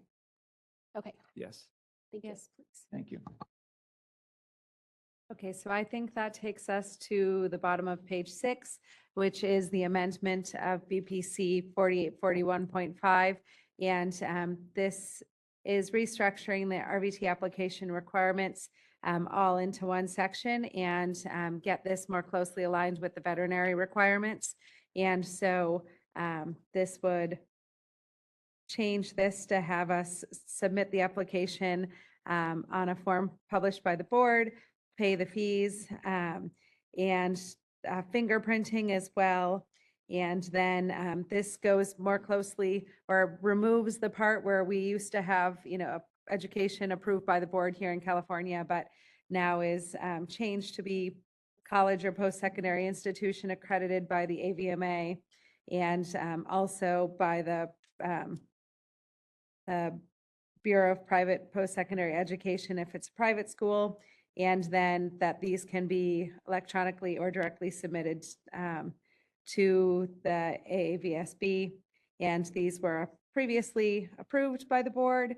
And still has in place the education or combination of education and clinical experience determined by the board. And then this part also adds in the pathway for veterinary graduates to get certified as RVTs or be able to take the, yes, certified, which was approved previously. And oh, so the, yes, the pathway for veterinary college graduates for RVTs. And the only thing in here of special note, I think, under number 5B, we had previously talked about going with a minimum of 4,416 hours for out-of-state licensures, trying to get registered in California. And we had talked about this, and we're interested in lowering the number of hours to 2,500 hours to mirror what is done for out-of-state veterinarians looking to get licensed in California. So that part we have modified there as well. The 4,416 was approved in April, but we're looking to lower that down to 2,500 hours of clinical practice. And I think the rest of this is just moving pieces from other parts of current regulations. Okay, let's stop there. Any questions or comments? For the applicants who graduated from veterinary school, was there any discussion on when they graduated from veterinary school? Like, I graduated 20 years ago, so that's my educational requirement. Yes, just like for veterinarians, there's no expiring the education anymore. Okay.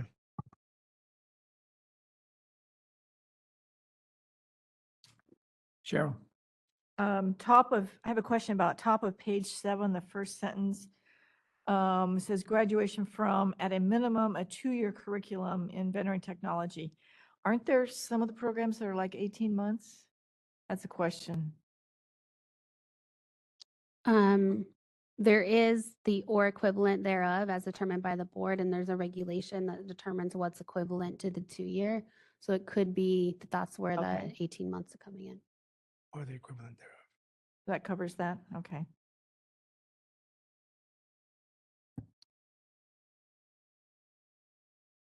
Tara?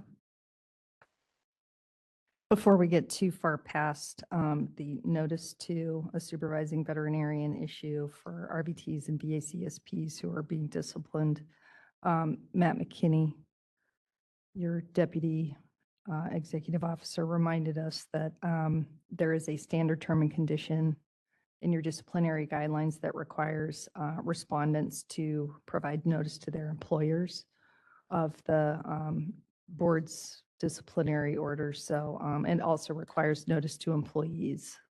And then the employers have to submit acknowledgement to the board. So that's covered. Good. Thank you. That's a good pickup. Okay. Any comments from the public?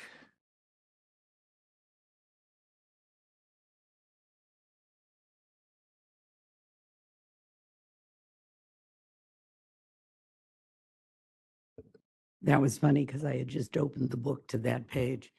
The question I have, though, is, and I've just never had a VACSP with a permit on probation, with a probationary permit. So when a VACSP is given a probationary permit, are they given the same terms and conditions as the vet? So they have to do quarterly reports, they have to do all of that stuff, correct? Yes, according to the disciplinary guidelines, which is why the board had asked this MDC to look at potentially changing or making separate disciplinary guidelines for RVTs and then the VACSPs.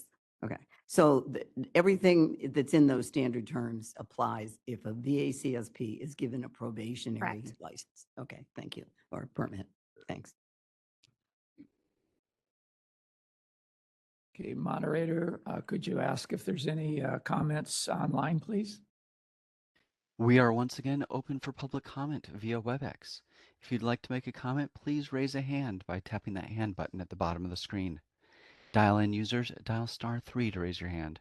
and we will call on people in the order we have requests. Forgot where we are. We're going to take just a few seconds now to see if we have a request for public comment.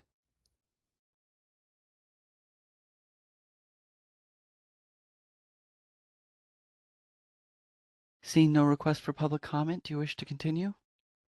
Yes, thank you. Okay, now you're going to have to remind me where we are. Yeah, so I believe that went, now we're looking at the repeal of BPC section 4842, which is about halfway down on page 8.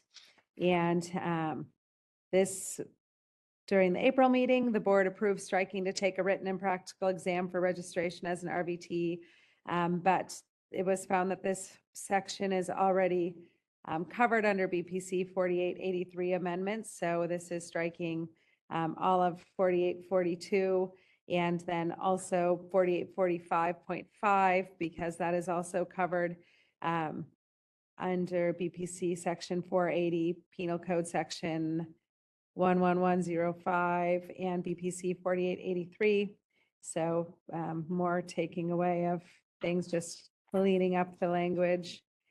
And then that looks like would take us to the top of page 10, which would be amending section 4875 because the first sentence was already covered under 4883 and then adding in the vet assistant controlled substance permit holders to this. And so just adding the permit holder language there. And then 4875.1 VACSP is being added in the list of professionals and changed to an individual because of the fact that VACSP holders do not actually have a license.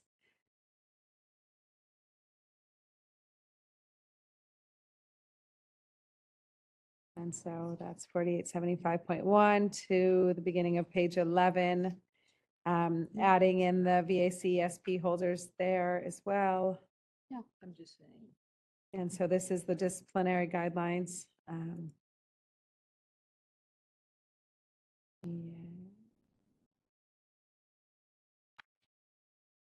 And then the next part's I guess it's just 4875.2, adding VACSP holders there as well. So that takes us to the bottom of page 11. Kathy? Kathy? Could I just ask a question? Excuse me.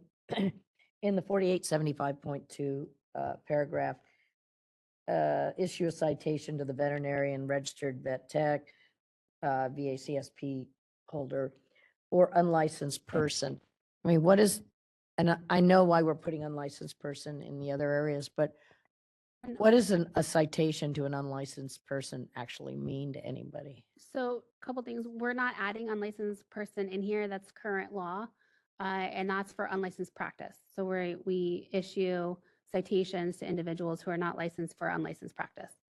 So it's just not a cease and desist, but it's like stop There's a cease and stop desist order. unlicensed practice and maybe, and then if there's egregious errors, perhaps the DA or somebody else takes it on, but that's the extent of what we can do, right? Because they're unlicensed to begin with. We can't do anything about their life. Right, so we can issue a citation to them, which currently is capped at $5,000. In that citation, we can also, if they're using a phone number in their advertising, we can have that phone number shut down. And we do have the authority to, if the individuals continue to practice unlicensed, we can go to the AG's office and file an injunction, which is very costly and very, very time consuming. But there's other things that we are able to do. Thank you. Leah, let's keep going till we get to the top of 13.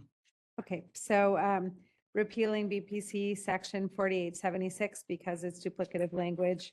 And then outdated information is in 4881. And because of our posting on the internet license enforcement actions, that language is no longer necessary. And then looking at adding new BPC section 4882, moved to this section for ease of reference. and was previously approved during the board's July meeting. And Any comments or questions from the board, from the committee?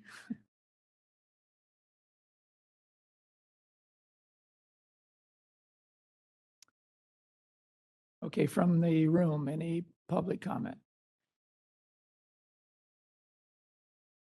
Moderator, could you ask if there's any public comment online, please?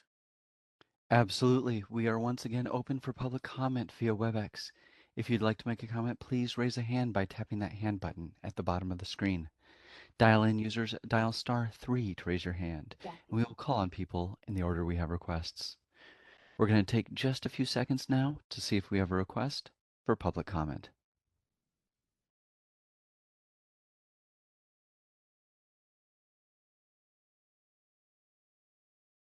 Seeing no request for public comment, do you wish to continue? Yes, please. Thank you. And so this takes us to the top of page 13, where we're looking at amending 4883 to include the previously made amendments, but consider adding the VACSP holders to this part. So that would be, right, the board's ability to deny, revoke, or suspend, or place on probation a license, registration, or permit, or assess a fine as provided for any of the following. And then there's the list of all of the reasons we can, or the board can do these things. But this is looking at adding permit holders into these sections along with the veterinarians and RVTs.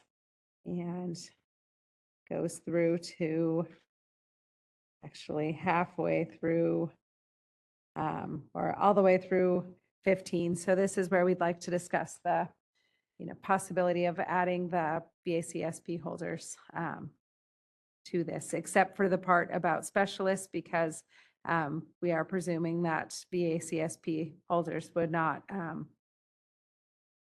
advertise themselves as specialists the way a veterinarian or RVT may do.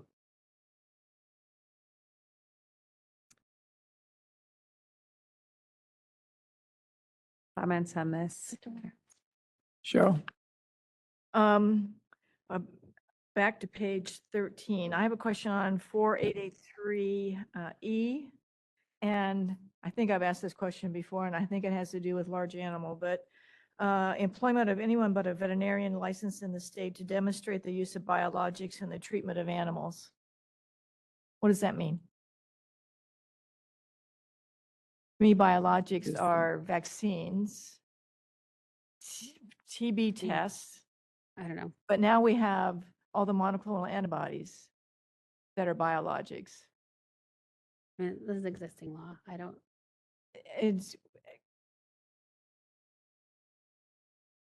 I don't know that it really has any meaning nowadays. I think I asked this question when I first came on the board, in 2012. And I think maybe it was like TB testing in cows or something. Dr. Miller, do you know? It's existing language, so. But I mean, it could have new meaning now. Maybe only I could read that and say now only veterinarians can inject Cytopoint and Silencia and Librela.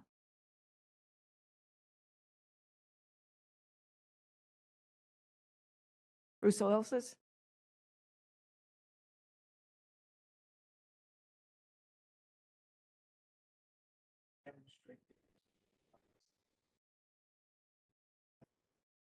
Microphone.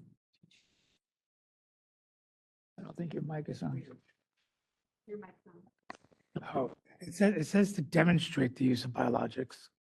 Yeah, so what was the original intent on that? That is weird. I mean, it's current law. I don't know if we want to delve into that right now or look into it later.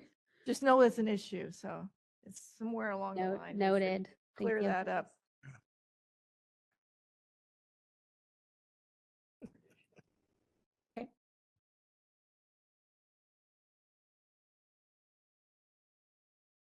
Okay, any other comments from the committee? Guess we better go to the public then. Any comments from the public in the room?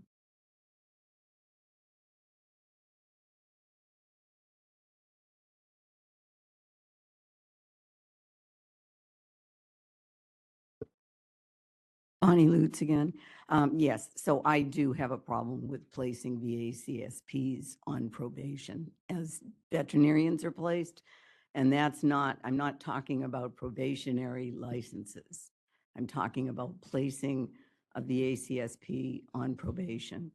I just wonder if that's something you really want to do when you consider, as Kathy brought up, how time-consuming and expensive it is to manage the probation of the veterinarians. We get involved in that. We know that you've had many, several probation monitors over the years. And it also, I also still have a problem because RVTs and VACSPs will never have any licensed defense insurance. So it's going to be extremely expensive for them to fight anything. It's going to be expensive for the board to keep them on probation. And the other problem I have is that since the VACSPs are so controlled by the supervising veterinarian, it seems if they do something bad enough that they would be put on probation, you should just revoke their licenses. It just seems as though some of those things under 4883, if a VACSP were to do those, they just should have their license taken away to be handling controlled substances. So I have a problem with putting them on probation. I do not have a problem with a probationary license if they, for example, came to you with having had a DUI and have to be put on a probationary license. That's different than on probation. I think that in reviewing a case where a person already has the permit and now they do something wrong, I think revocation of that permit is going to be high priority. I think the board would look at it that way. Yeah, well, I'm just looking at the big picture and putting them on probation to VACSP holders, because that potentially adds a lot of work to the board, but it also has these other repercussions. So that's my only comment. So this is then 4883 where it currently says. But we need to do a online. Sorry, okay. We do that online? Okay, moderator, could you open up online to see if there's any public comment? We are open for public comment via WebEx. If you'd like to make a comment, please raise a hand by tapping that hand button at the bottom of the screen. Dial-in users dial *3 to raise a hand. We will call on people in the order we have requests. We're going to take just a few seconds now to see if we have a request for public comment.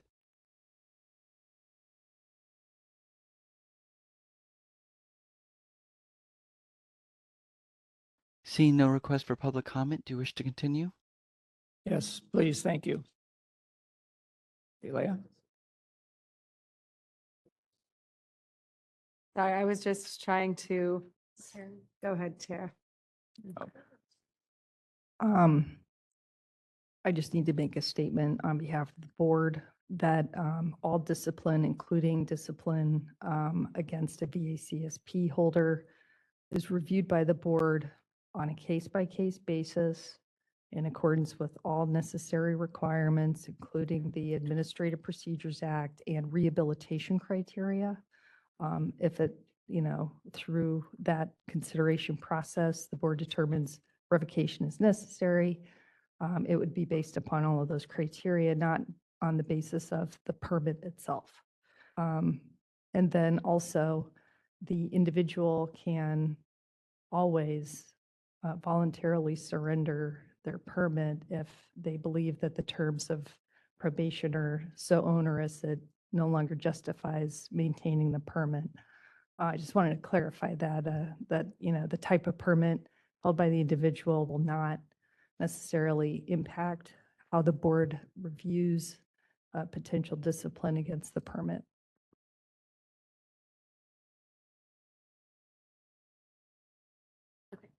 All right. So we're going to move on to the next section Yep, for now. please. Okay. So then we're looking at amending BPC 4885. The practice of veterinary technician is being struck because the practice of veterinary medicine already includes the healthcare tasks performed by RVTs and VACSP holders. We again added the VACSP language for permit or permit holder throughout these sections. And then 4901.2, the amendments are going to clarify the license expiration also applies to surrendered licenses, registrations, and permits, and just includes these permit holders and RVTs, I believe, in the abandonment and reinstatement application of permits or RVT licenses. Then takes us to 4902, or in the last paragraph here, clarifying existing processes for canceled license, application of statute to registrations and permits, and remove unnecessary language. So this is just adding permit holders and RVT registrations to 4902. Any questions or comments from the committee? Questions or comments from the room, public? Moderator, could you ask if there are any public comments online, please? We are once again open for public comment online. If you'd like to make a comment, please raise a hand by tapping that hand button at the bottom of the screen. Dial-in users dial *3 to raise a hand, and we will call on people in the order we have requests. We're going to take just a few seconds now to see if we have a request for public comment.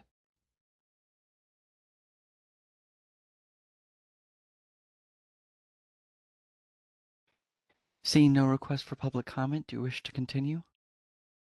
Yes, please. Thank you. Okay, I'm looking for a motion. I have a motion. I'm ready. As amended. Motion? So I would like to make a motion to recommend to the board submission to the California State Legislature to the attached legislative proposals to amend section 4836.2, 4839, 4841.5, 4875, 4875.1, 4875.2, 4883, 4885, 4886, 4901.2, and 4902. Repeal sections 4837, 4841.4, 4842, 4845.5, 4876, and 4881, and add section 4882 as amended today to the BPC regarding registration and permit applications and disciplinary actions.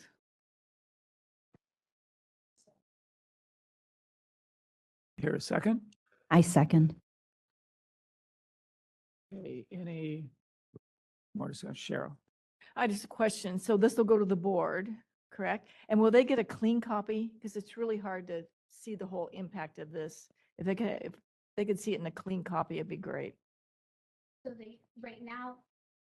So right now they have what you currently have, and then Right. they would get, Would they also get a clean copy I don't know what you mean by a clean copy. with no deletions, no additions? It's just how it would be show up in the Practice Act book. What they're voting on? I mean, we can, you want just a document of all of the edits accepted and what would happen. It can be hard to follow when exactly all the ramifications of all these. I'm just asking if that's possible.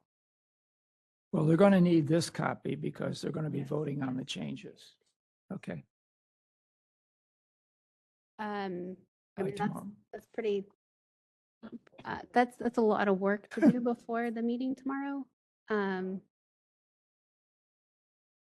they're used to seeing this as it is, as far as the language, and it's important for them to see current law versus changes to it. Right. Anytime I get documents from my attorney, I always get the ones that are changed and then I get a clean copy. Anyway, They'll get a clean copy afterwards.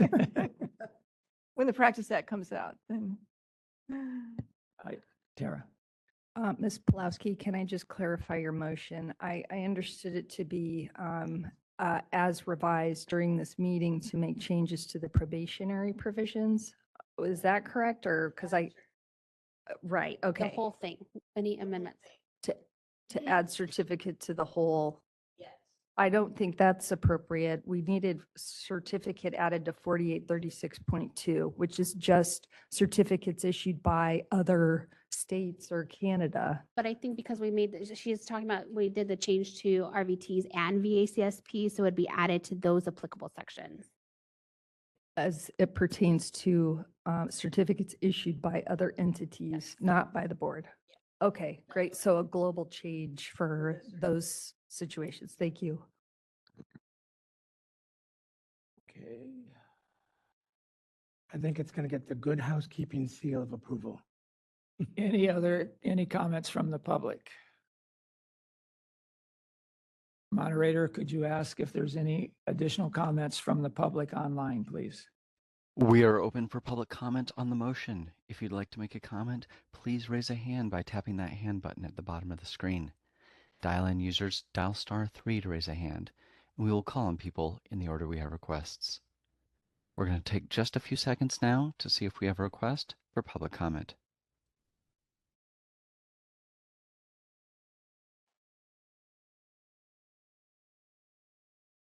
Seeing no request, do you wish to continue with the motion? Yes, please. Thank you. Call for the vote. Dr. Sullivan? Ms. Esri? Yes. Ms. Bowler? Dr. Getkin? Yes. Dr. Grant? Yes. Dr. Nunez? Yes. Ms. Pulowski? Yes. Mr. Felt? Yes. Dr. Waterhouse? Yes. Motion carries. Thank you. We will now break for lunch. It'll be a 1-hour lunch, so we'll be back at 1:20. 59 minutes. Okay, we are reconvening the meeting and we are going to agenda item 7, update and discussion on this inspection subcommittee. Dr. Getkin and Christy Pulowski. All right, thank you so much. So we met in September and we briefly discussed how the premises are currently selected for the random routine audits and whether additional parameters should be added to focus the board's resources more narrowly. In addition, what was most exciting is that the board staff provided us with a demonstration of the new application from the time an inspector is assigned to the time an inspection is completed, and if necessary, a new enforcement case is initiated. So what we were presented with was a demonstration of that I think Jessica and Ashley, I believe, are going to present to us right now. Ashley, if you wouldn't mind coming up, and then we can have you share your screen and walk through the presentation. And Ashley Sanchez is our newest enforcement manager. She was recently promoted. So thank you, Ashley.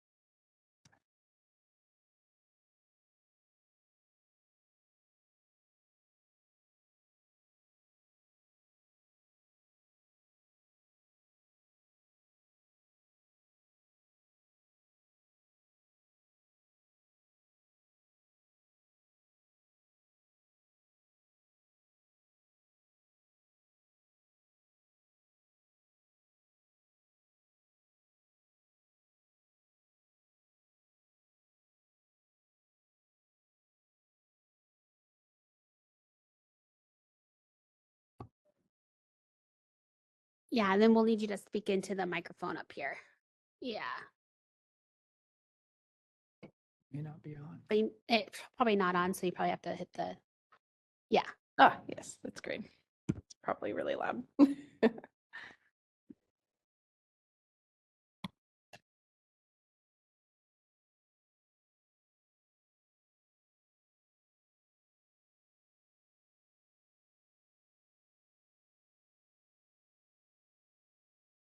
Okay, just getting logged back into everything here.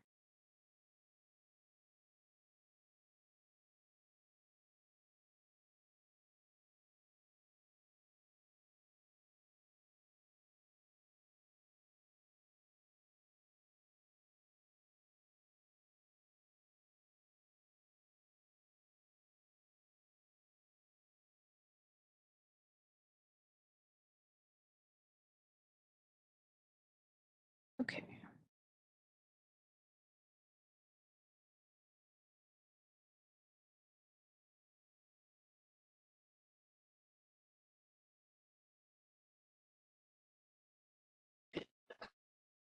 Okay, so I believe you should be able to see my screen now.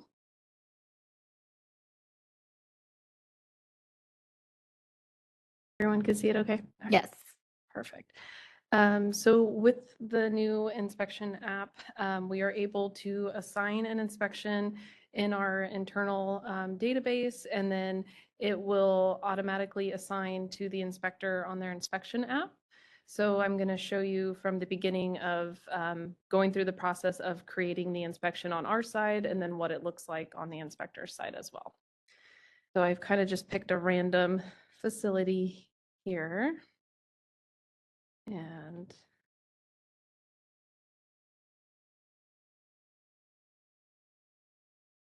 should pop up.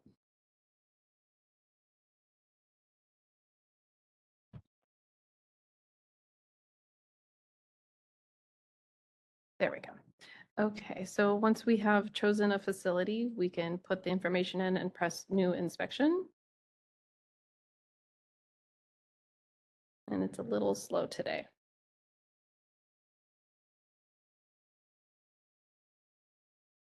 Okay. No. The new inspection. There we go. So now we're on the new inspection screen, so we can just enter in our information. For this demonstration, we're going to put this as a routine. And we're going to say it's a fixed premises, small animal. Put the inspector as assigned. I can just barely hear you. Oh, Have you speak closer to the microphone. okay. Can you hear me better? Yes. Okay, perfect. So we're just entering all the information. I picked a random hospital, and we're just, for this demonstration, going to do it as a routine fixed small premises. So we're just going to enter in all the information needed here, the date that we're assigning it, and we'll pick physical address. And I'm just choosing a random region here for this demonstration. So we'll click save.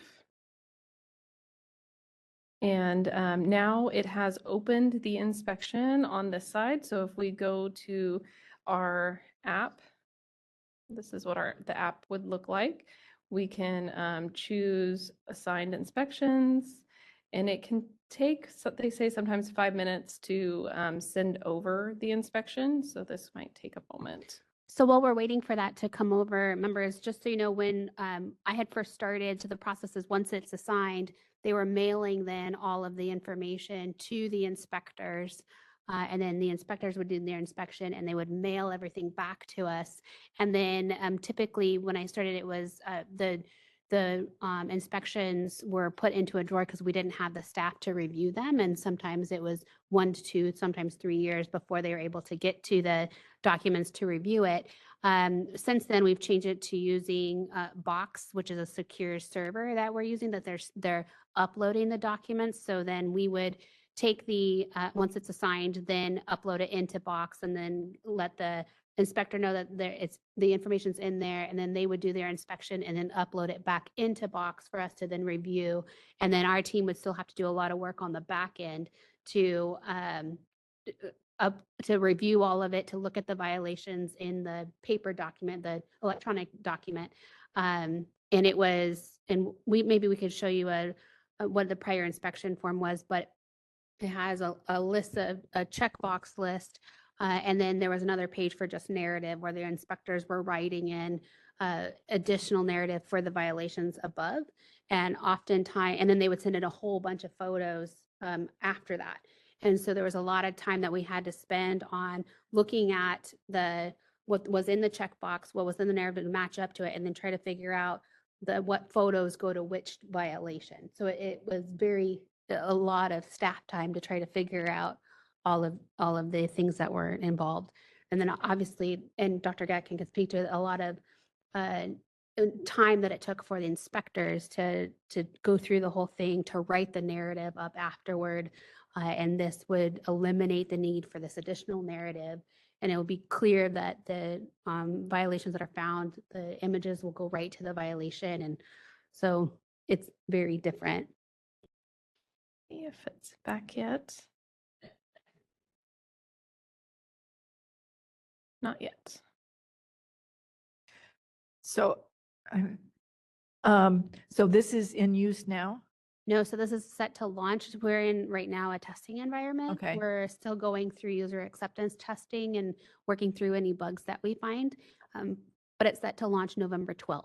Okay, so soon, yeah. Yeah. And so in your testing environment, what sort of time periods are you getting now? From the time you assign it to an inspector until the inspection's done, how long is?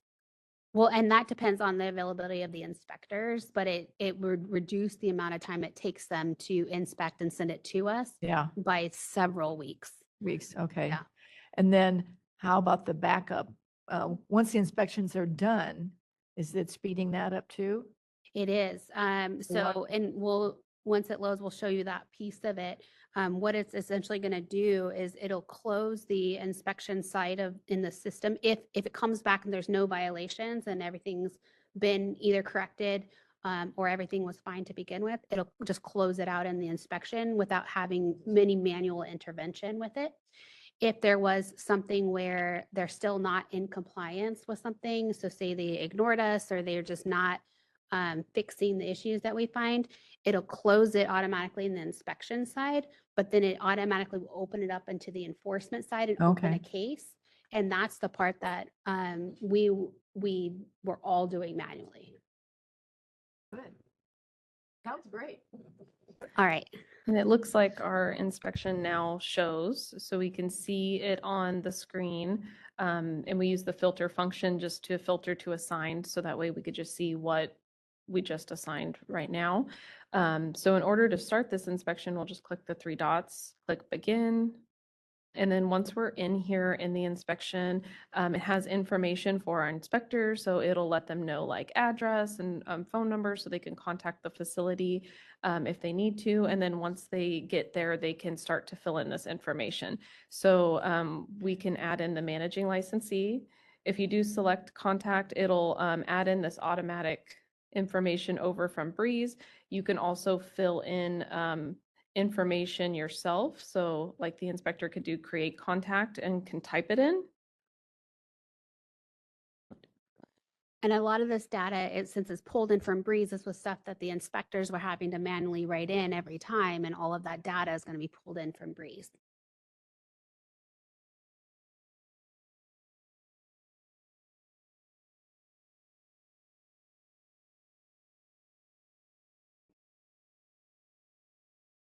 Sorry, no dashes in there. Okay, and then they can put in license number as well. And they can even add an expiration date.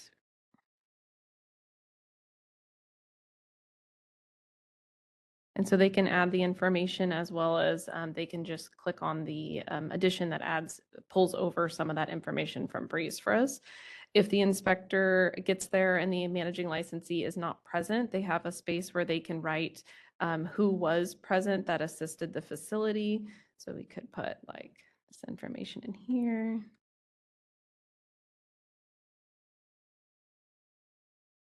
And then it has information about the inspection as well, so they know that they're doing a routine inspection. There's a notes area where they can see notes that was sent over from the board to them if we have anything we needed to let them know about the inspection. And then they can enter in their start date. And then they can manually adjust these times. So we can say like if they were done at 3:33. And they can add additional licensees as well. And by adding those start and end times, we're able to start collecting data on how long it actually takes at each premise, how long an inspection takes. Okay, so then they can add in like additional licensee information at the bottom. So they can list all the licensees at the facility there. It will allow them to fill multiple entries. So then they can click over onto checklist and they can take a look at the checklist here, and it'll choose the appropriate checklist based on what type of inspection we have requested. If it's a fixed premises, a mobile, or if it is a vaccine clinic, it'll pull those over automatically. They do have the ability to swap it out if like it was submitted as a fixed premises, but then it turned out it was mobile or something. They do have the ability to swap out these if they need to. And so they can go through this and while they're doing their inspection, look over these areas. And one thing that's nice is that they can click on just the non-compliant items as they go through to save themselves some time, and they can enter that information in, and at the end, they can mark the rest as compliant. So that's a little bit of a time saver for them as well, not to have to check every box as they go. So yeah. If you click non-compliant, does it have a drop down that you have to write what? Yes, I'm gonna show that right Yes, now it's in for the you. bottom. Yeah. So it's You're okay. good. That's all right. So it's not really a drop down, but it will take me to a screen where I'll enter in what that information is. So I'm gonna do general sanitary conditions and I'm gonna click non-compliant. And so now it's taking me to this deficiency screen. So I can enter in a deficiency. So I can say like there was dust and fur in drawers with equipment or something.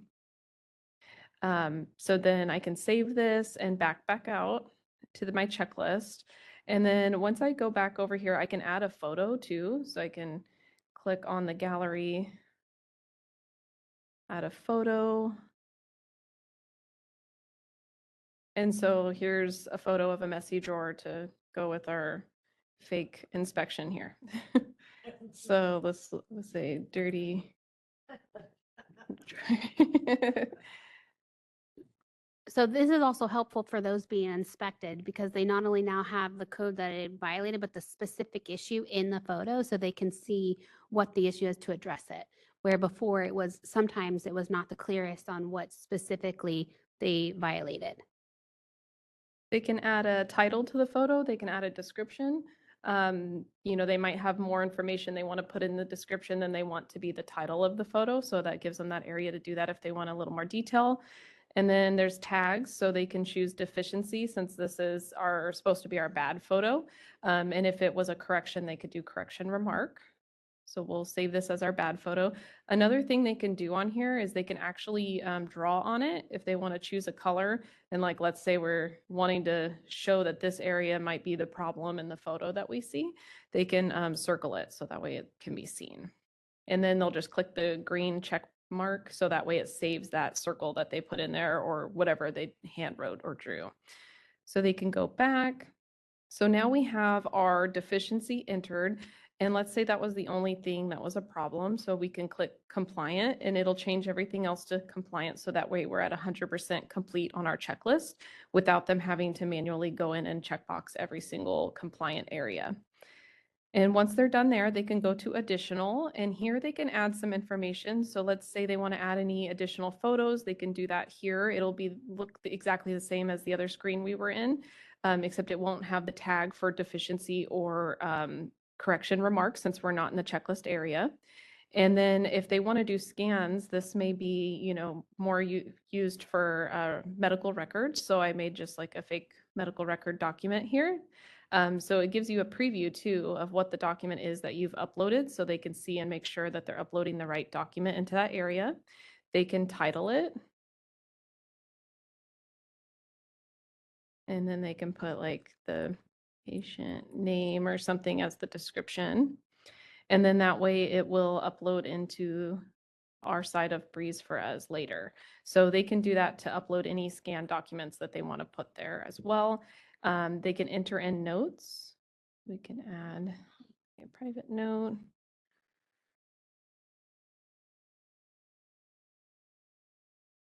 Let's just say they have a note to tell us. So they can put in a note in there. And once they're done and they fully submit this inspection, all the documents and notes that they've put in will convert over to Breeze so we can see them as soon as they submit the inspection.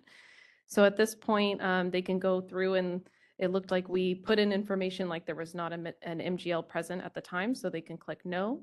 They can give a correction due date. So let's say we're going to have the corrections due today, just so that way we can go back and correct them today as well. And then at this point, they can even look at their report. So they can click on auto-generate the report on the eyeball. Yes. And then this will pull up what the report looks like. We'll have all this information would be filled in for us. So that way we can see where we inspected, who the MGL was. And then, oh, you know what? Sorry about that. Before you generate the report, you do have to click save. So otherwise your photos and stuff won't come over. So you gotta click save, and then now you can generate your report, and it should fill in with the photos and everything. Okay, so now we have our mostly filled in report here, and actually the photos didn't come through for some reason. We're still working on some bugs, but most of the time when we do this, the photos would be in there for us to see. Okay, perfect. And then they can sign. So this signature area would be for normally when we do an inspection, the checklist, we go over it with the managing licensee or whoever is kind of responsible for the hospital at that time. And then they sign that they received it and went over that report. So that is what this area is for. So we would be putting in like the MGL's name. So we'll just put first, last, CVM, and you can even put MGL next to it, or hospital manager, or lead RBT, and then facility, and they can sign. So now when that report gets run, you're going to see the signature with the name, date, and the title of the person who signed as well. Go ahead and click save here. So at this point, we would be ending our inspection, and let's say we have correction documents that have been received. We can go back to the checklist as the inspector, and they can click on this red triangle with the exclamation point. Once you get in there, there is a spot for corrective actions and follow-ups. Before we get to that point, I just, there's a step in there where we would email the MGL and the office manager. If the office manager was the one who walked through it, it would be emailed to them. And so they would have that inspection report that pulled up for, they only would see what's deficient on that report. And then provided the 30 days that they have to come into compliance. And then we will still give them the box link to upload the correction documents. And then this is where it jumps into the corrective actions that Ashley's going to demo. So now if they've submitted. What's the timeline again to make the corrections? It depends, but typically it's 30 days. Right, so then we've received our corrections and the inspector is now looking over them. They can go into this area and add a corrective action follow-up. They can put the date. It automatically populates the date they're entering it, but they can change it if they need to. And then for description, they can put hospital has been cleaned, including drawers. We're storing donuts in. And they can add a official response. So the official response will show up on the on our correction report, our follow-up report that we have. And then the description actually shows up in Breeze. So they kind of show up in two different spots. So they can put the same thing or they can put a different explanation in both of these. And Ashley, are they able to add a photo to the correction? Yes. Okay. Yeah. So I usually do this part first, just because I found with testing that if I do the photo first, it's hard for me to remember to come back and do this. So I usually do this part first, so that way the correction shows up in Breeze, and then I'll add in my photo. Then we go into gallery. We can add another photo here of our corrected drawer. So now our drawer is nice and clean and organized.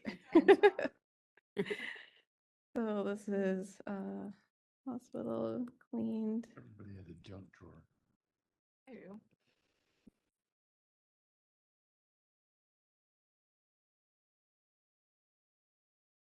Okay, so we can mark this one as a correction remark and click save. So now this should show up on our follow-up report. Now that we've done that, it'll also show up in Breeze. Go back and we can go to our additional. I'm going to go ahead and actually let me put a couple things in before I hit save. Oops, sorry. Here we go. Oh gosh. Wait. Can't touch it with 2 fingers on this mouse pad. All right, so once you're in here, they can say that like everything's been corrected now, so we're now compliant with our routine inspection, so they can mark that. And after they do that, at that point, now we have everything filled in, so let's go ahead and save this before we look at the follow-up report. Okay. So they can do generate the follow-up report. Okay, there we go. And then click on the eyeball and yes. And now our follow-up report is here. And this says the inspection resulted in no violations being cited. So that's something that would come up normally if there was absolutely no corrections that needed to be made. So on this one, it looks like it didn't show it. So from there, the last step would be to submit our inspection. So we'll go to the 3 dots off to the side and there's a submit the inspection button. You can press OK and you can choose yes to proceed. And it'll show you the follow-up report first. This out of my way. So we'll see the follow-up report first and we can scroll through it if we would like to. And we can click accept. And then it'll show us the original report, and then we can sign for it as the inspector and press accept. So now this is going to fully submit the inspection and all of the photos over to Breeze for us, so that way we can see it in Breeze. It may take a moment to show up in Breeze.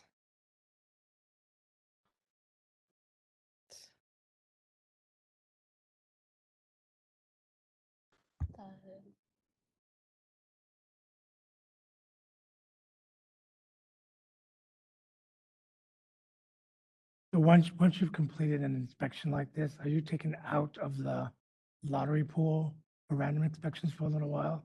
Or do you just get thrown back in? So the routine inspections typically look for those that haven't been inspected within the last 5 years. So if they were inspected and there's no issues, they would not come up on that. Okay. But if there are concerns, or if we may have to put them back into the pool. Okay. Quick question while we're waiting for this. So once the inspector has signed off that all corrections have been corrected, and it usually the MGLs, once inspections has closed that inspection, they usually got mailed a letter letting them know that the inspection is closed. How will the MGL, once this routine inspection is closed and marked as compliant, come into compliance? Will they get emailed this follow-up report? How are we communicating if we're not doing it manually? So there's an option to email it to them. Okay, afterwards. so the inspectors can do that, and then the MGLs will get the report saying that your corrections have been And we accepted can and close you're, it. okay. And So that's and you're automated saying, as well. and a manager, if they had if the manager's, a practice manager could get it as well. So it's And that's very a clear. huge, huge improvement too, because I know even with compliant inspections, by the time the back end office can or whoever can officially close it, it can be months and months and months of, and a veterinarian waiting just to hear that, two things have come into compliance. So that'll help too.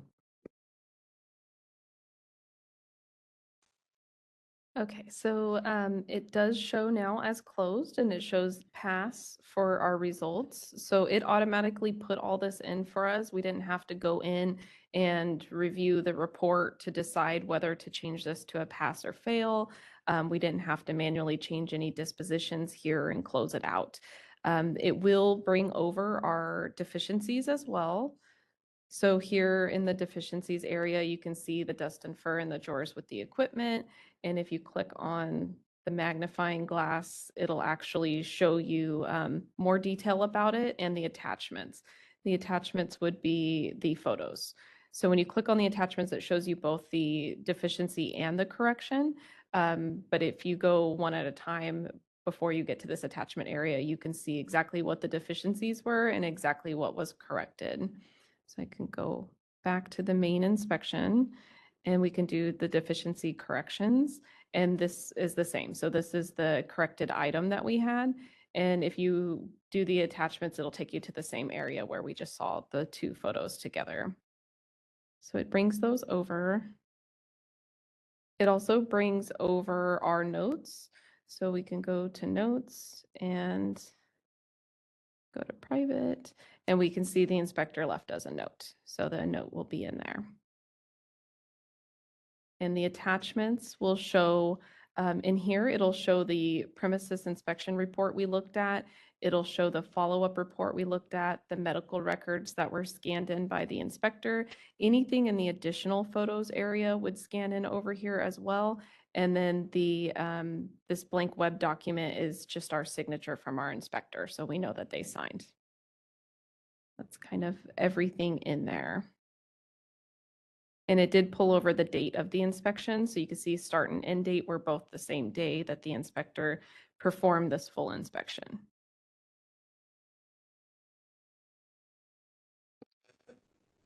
And I have two quick questions, just because it's coming close.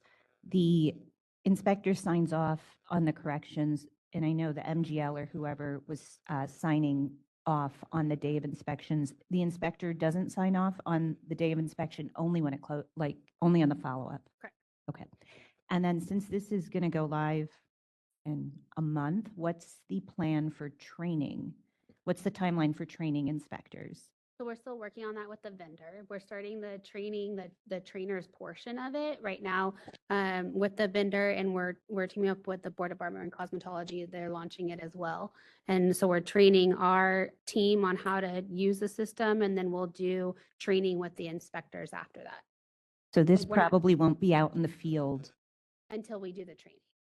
So it'll launch, but it might not. We're looking at maybe launching it with just a few of the inspectors first, or we launch it. We haven't ironed out those details yet, but it'll be live November 12th. But it depends on how quickly we do the training with the team. So we're probably realistically not anticipating this to be out in the field until like January at the earliest, maybe?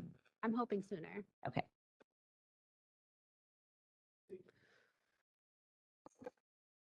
Thank you, Ashley. You did a great job, and I'm so happy for you guys to be able to have this. My question, and I should have asked this when you were going through, even with the training. So go into a hospital like mine where you have many licensees. Are they, if they go in and they have to put in additional licensees, I could have 80.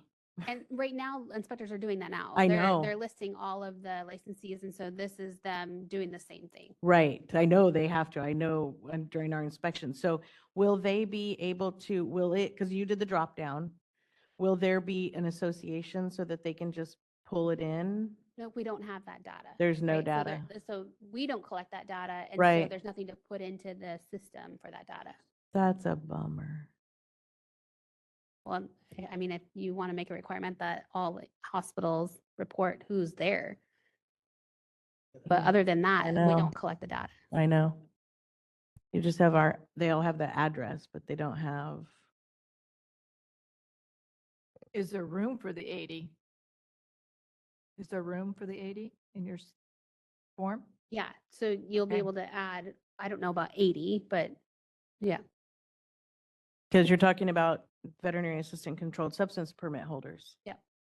So, and they're all on our wall. Trust me, I have 2 walls full. I mean, we'll ask if there's a limit. I haven't asked that. Yeah, so, I know when we're paper, we'll just add an addendum. right. And there's been some times that I've been inspecting major hospitals that I'll honestly take pictures of the wall. That's what he did. And then when I sit down at the end, I'm not wasting whoever's time is coming with me to go around the hospital. And then when I sit down at the end, I'll just zoom in on my pictures and start recording. But that Yeah. does have to be a part of it always has to go in manually. Right. Yeah, and I knew that that's part of it, but it was just, there's a way to make it, trust me, I know that they're just happy to have this.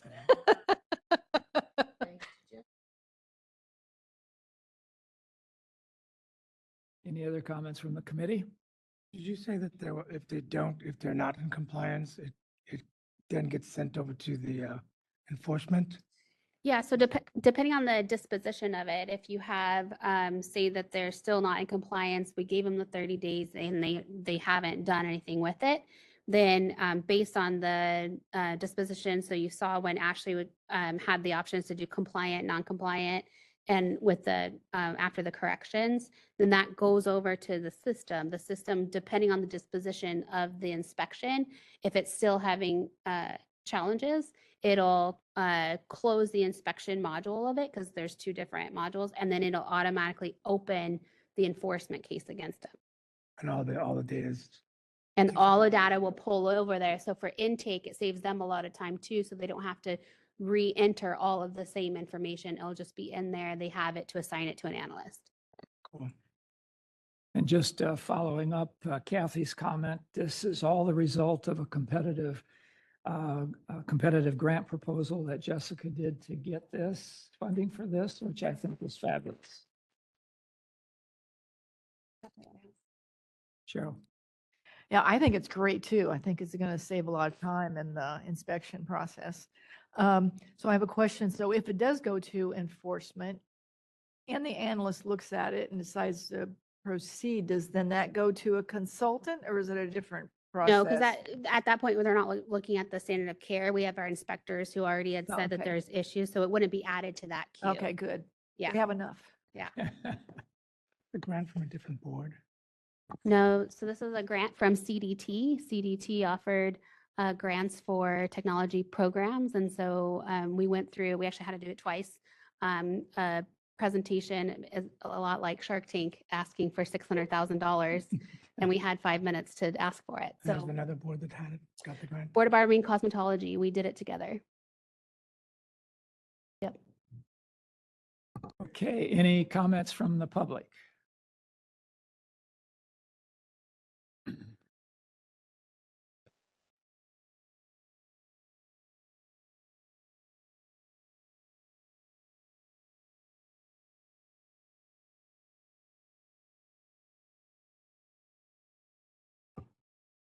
Well, I first have to say that sounds amazing. So congratulations. I think it sounds great. I just want to confirm, will the hospital get an initial report of the inspection, Yes. good or bad? And then after the compliance documentation is sent, it's been my experience that we almost never hear anything. So it's sort of a black hole that we're sort of waiting. And if we don't hear anything bad, then we assume that the inspection was okay. We rarely hear, we got your compliance stuff and it was okay. Will we hear now? So that is something that we have to look at a process change because currently that isn't the process to provide them the follow-up documents and what happens after that. So we will work to close that gap. Okay.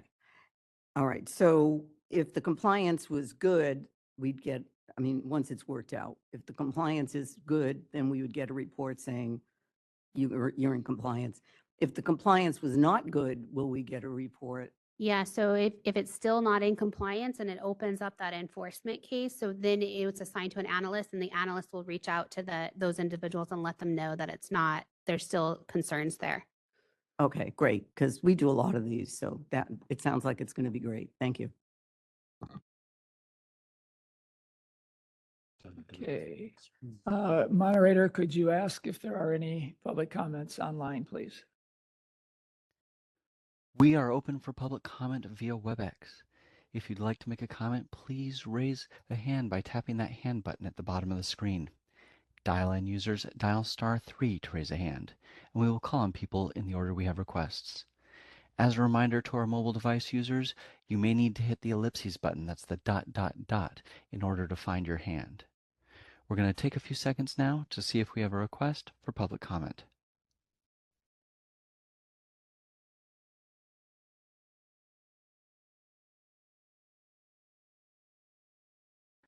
Seeing no request for public comment, do you wish to continue? Yes, thank you. I think that is it. Thank you very much, Ashley. Thank you, Ashley. And fun fact about Ashley, she's an RVT. And it's RVT week. Yes. Okay, the next item, agenda item 8, is update and discussion from the Complaint Audit Subcommittee. Dr. Getkin and Dr. Waterhouse. Yes. On August 21st, we had a consultant, sorry, I'll say I can start again. On August 21st, we had a consultant roundtable meeting. We do these the day before the expert witness meeting. And the consultant veterinarians meet along with our subcommittee. And the consultants are the ones that, once an analyst has decided that a case has jurisdiction and it can proceed forward, the consultants review it. The good news is that the number of cases pending has dropped a little.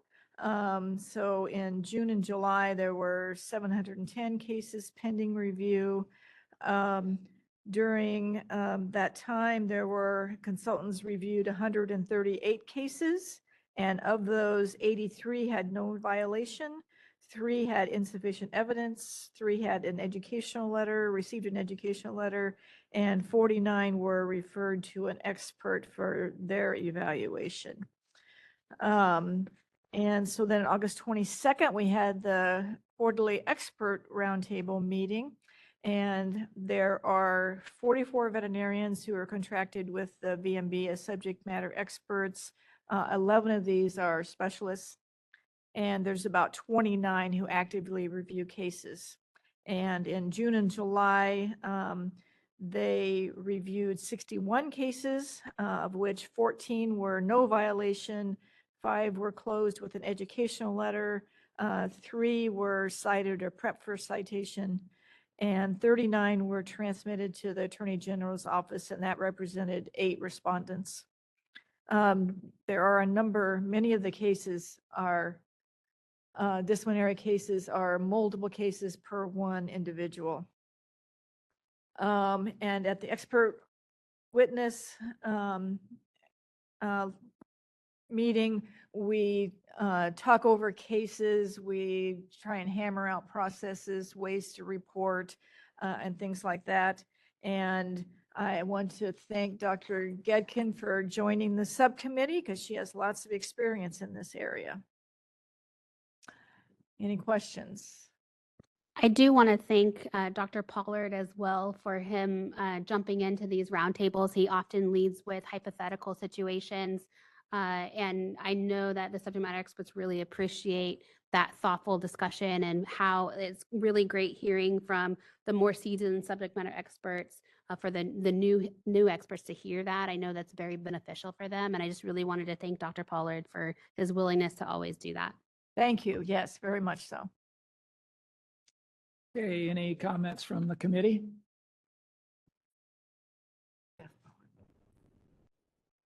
Any comments from the public in the room? Moderator, could you ask if there's any public comments online, please?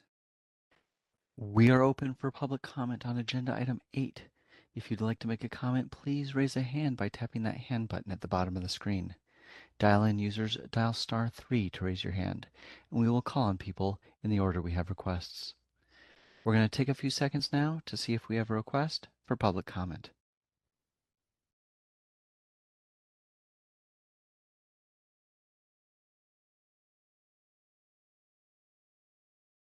Seeing no request for public comment, do you wish to continue? Thank you. Yes, please. Thank you. Agenda item 9 is update and discussion from the Outreach Subcommittee, Ms. Bowler and Dr. Waterhouse. Thank you.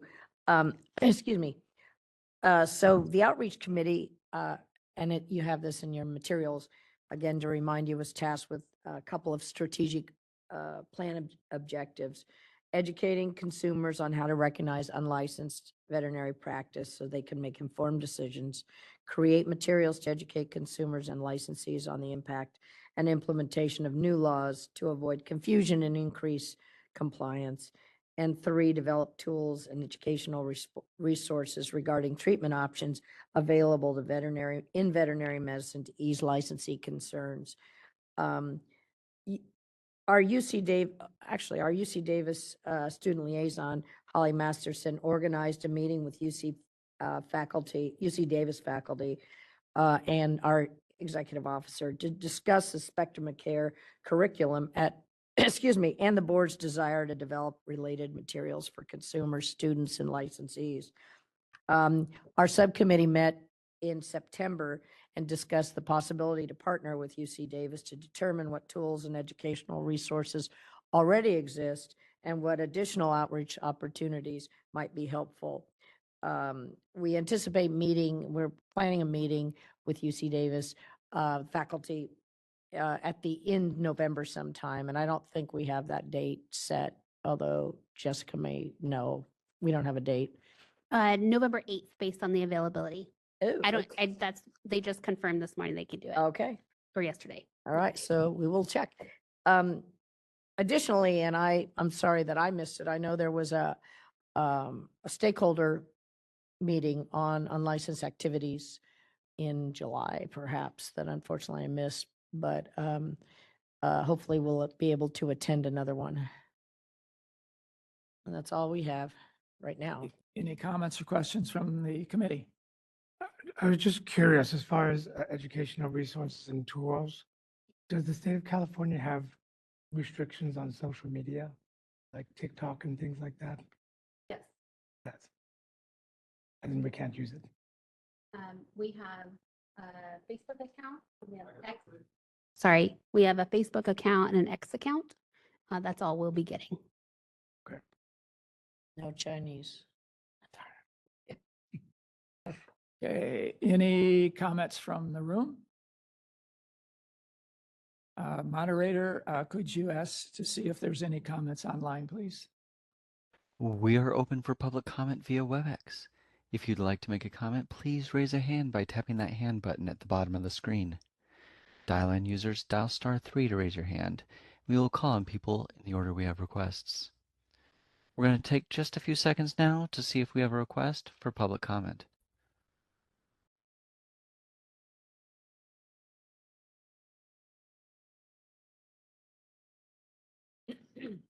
Seeing no request for public comment, do you wish to continue? Yes, thank you. Action item number 10 is update and discussion from the Unlicensed Practice Subcommittee, Dr. Grant and Dr. Nunez.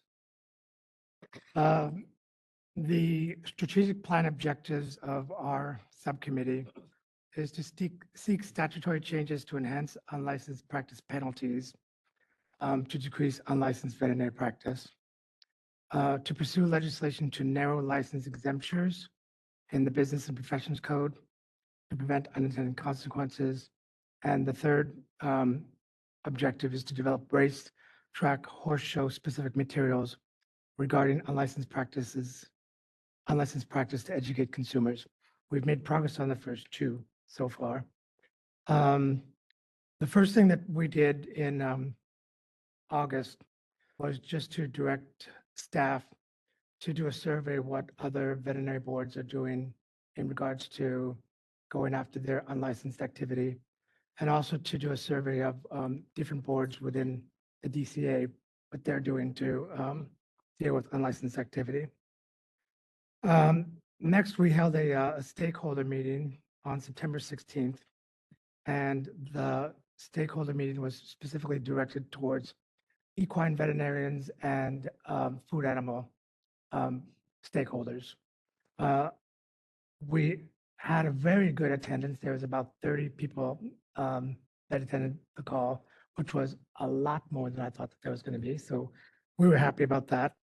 And this could have been a room of angry equine practitioners and angry food animal practitioners, but I think Jessica set the tone when she started the presentation with a really good PowerPoint that really outlined what's on the books currently for unlicensed activity, what resources the board has, and what challenges the board faces on dealing with unlicensed activity.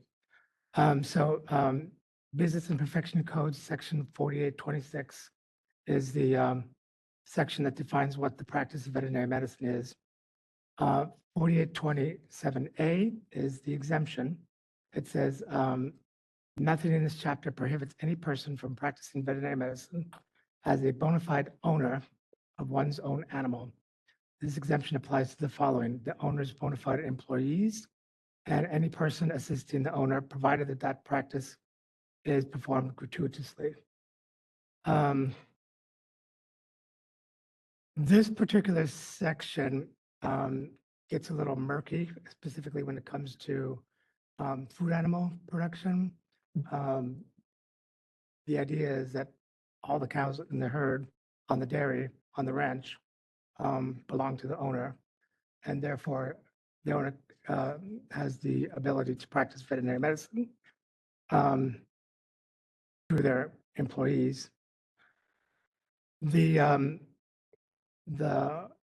I'll come back to that in a second. Our civil penalties that we have available if somebody is doing unlicensed activity is a monetary fine of somewhere between $2,000 and $5,000. That definitely is one of the first areas that we could look at to make changes to raise that cap from $5,000 to make it hurt a little bit more so that the unlicensed activity would cease. The other challenge that the board has is where we prioritize our resources for investigation and prosecution. There are section 4875(1) has 8 items that have a higher priority than unlicensed activity. That's negligence, incompetence that involve death or serious bodily injury, cruelty to animals, et cetera, et cetera.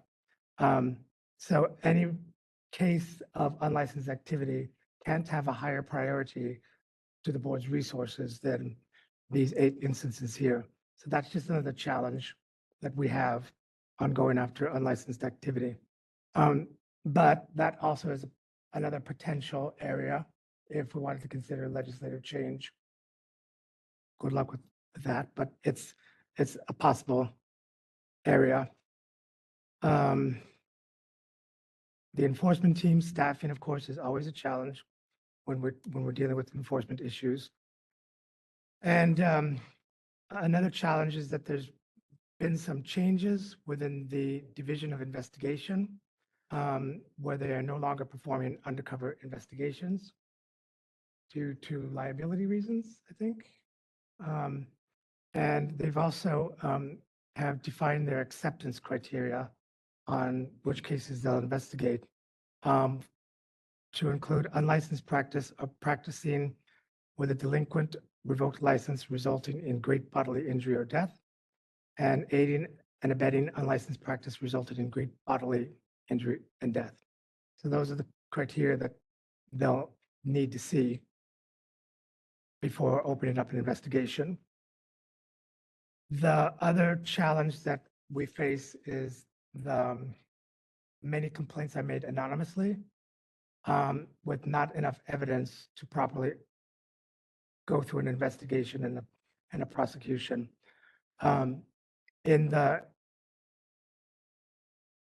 Again, the way that Jessica was so good at presenting the challenges, it just really created an environment where everyone was just forthright in expressing their concerns. And we understand why complaints are made anonymously because of business reasons. You don't want to ruin business relationships or professional relationships. You don't want to be blacklisted or anything like that in these communities. And sometimes the consumer themselves actually prefer their pseudo professionals to the licensed professionals because sometimes they think they know better or they just cost less. So that's a challenge that we have to get information. Most of the equine stakeholders that were present said that the biggest areas of unlicensed activity is in the area of equine dentistry, teeth floating, and so forth being performed by non-veterinarians. And chiropractic medicine was another area that there's lots of unlicensed activity that they see. On the food animal side, the stakeholders mostly reported practice of medicine related to reproductive medicine, pregnancy check, artificial inseminations on these big dairy farms and ranches. And also a big issue with inappropriate prescriptions being made, particularly antibiotics being filled without a proper VCPR or diagnosis or even directives. There was one stakeholder present from the physical therapy world that proposed regulatory changes that would allow veterinarians to refer to non-veterinarians to help ease the unlicensed activity. And there's a letter from her that's been distributed to all board members if you want to read that. Our next step is to hold a similar stakeholder meetings with small animal veterinarians.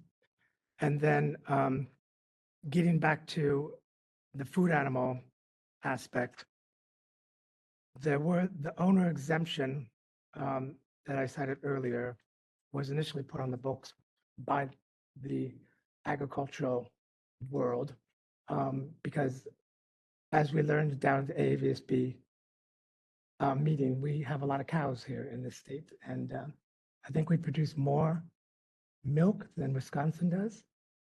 I was amazed to find that out. So those big ranches and dairies need a lot of employees to do the work that they do. So we have to get a good understanding of that and see if that's still working, if that's still appropriate, if there's areas that we need to look into. So that's almost another stakeholder meeting in itself.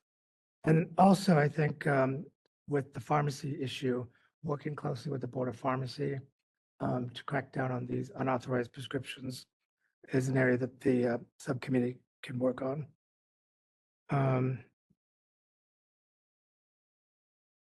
And do you have anything to add, Dr. Grant? Yeah, thanks, Dr. Ness, for a good summary. I think one thing. You might not be. There it goes. There it goes. Sorry. Thank you, Dr. Nunes, for a nice summary. One thing, just to embellish your remarks, one of the concerns from the audience was unlicensed practitioners, veterinarians from other countries or other states were coming in, and there's a consultation status, but many of them are practicing on show horses and pole horses and whatnot, without being licensed because, they have a spousal arrangement with one of the trainers who say they're the owners. And they're actually causing harm and pain to those horses because they're not qualified and they're doing procedures that aren't acceptable in this country. And so that's one of the real concerns, just for that humane aspect of having these horses treated. And just recently, there's been a large number of horses that were found had to be euthanized at a racetrack down in the Los Alamedas because they had, I think it's going to be shown to be an iatrogenic spread of EIA in one stable, and subsequently a number of horses there. So there's lots of different examples to show the public and everybody else why we're concerned about unlicensed activity that's going on. And the other thing that happens with a lot of the alternate medicine is that people spend a lot of time and whatnot thinking they're saving money, but 3 or 4 months of weekly or biweekly treatments that have not been documented very well to have any effect. And when the diagnosis is wrong, it's not saving money. It's causing harm to the animal and indirectly to the owner. So these are all things. I'm so glad that the other subcommittee on letting the public know about it, because so many of the users of veterinary medicine and equine are not quite aware of just what the fine line is between unlicensed practice and practice and what they should do about it. And so that notification at stable gates, the entrance to show arenas, or make it so that it goes with all the entries forms that people have to do at horse shows, whatnot, then they know about those things, and the setting up of pharmacies right on the back side where they can get medications for next to nothing, or just really cutting the veterinarian out of the loop when the veterinarian is looking at the horse for nothing, and a chance maybe that they're going to be able to prescribe a medication. Well, they don't get to do that. They don't get that professional service. Yet those people aren't around at night when the horses get colicky and the veterinarian's got to come out. So I think there's lots of ways we can approach it, but realizing we have a resource problem, but we are going to try to work and on the other aspect of the small animal and the food animal too, to try to get a better. I don't think we have a good grip on how serious a problem it is. Yeah, I think there's a lot of opportunities for crossover with the outreach committees. I had a veterinarian call me or talk to me 2 weeks ago about some unlicensed activity that she had seen. And I told her, well, go to the website and report it. And she didn't know that she could report it through the website. So there's a lot of education, even among our licensees, that you can go to the board's website and report unlicensed activity by a non-licensed person. It's not just for licensees. So that's good. Christy? Yeah, when you're talking about just for clarity, the people who are licensed in other states or other countries and they're doing work on them, are the owners claiming they know them, or they're family and I'm authorizing? How is that the workaround on this? Is that what they're claiming? I don't think, I don't know what the percentage is or how it's split up. I mean, they're claiming they're part of the family is certainly one way to get around it, that they got a friend coming in that's going to, work on my horse for nothing or whatever. But some of them, there's a underground network out there where, they need to have a tail blocked so the horse won't switch its tails, being shown. And those people come in from different states. And they're getting paid for their services. Yeah. So they're practicing veterinary medicine. Right. Well, But people know that they're not supposed to do that procedure. I mean, it's illegal and harmful. to the horse, but there are other practitioners who will come in and maybe make a round once every month or something and come out and people know that so-and-so's coming to town. And it's not necessarily that they're making the argument to get around it. I mean, we have those that we have some evidence of it happening. They have claimed that they are the owner, they own the animal, or they performed it gratuitously. And what we're finding is the clients themselves are unwilling to come forward to say, like, I paid for the services because they want to continue the service itself. But one of the biggest challenges that we have, aside from the owner exemption, is that the complaints that we get, they're anonymous, and even if they weren't anonymous, there's not a lot of actual evidence that's being provided to us. So it would just be something general that this person's practicing and they heard it from someone else, but they're not willing to give any more specifics. So there's very little for us to go on at all. And that's the challenge. And so without any evidence, we aren't able to prove anything. And at the same time, the clients aren't willing to cooperate either.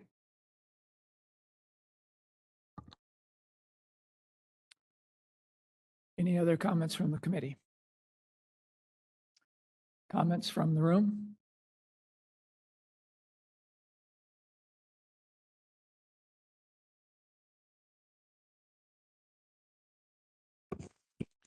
Hi, Grant Miller from the California Veterinary Medical Association. I'd just like to thank the board and Dr. Nunez for conducting these stakeholder meetings. I think they're very helpful and definitely give a chance for the practitioners out there to report in on some of the things that we're seeing.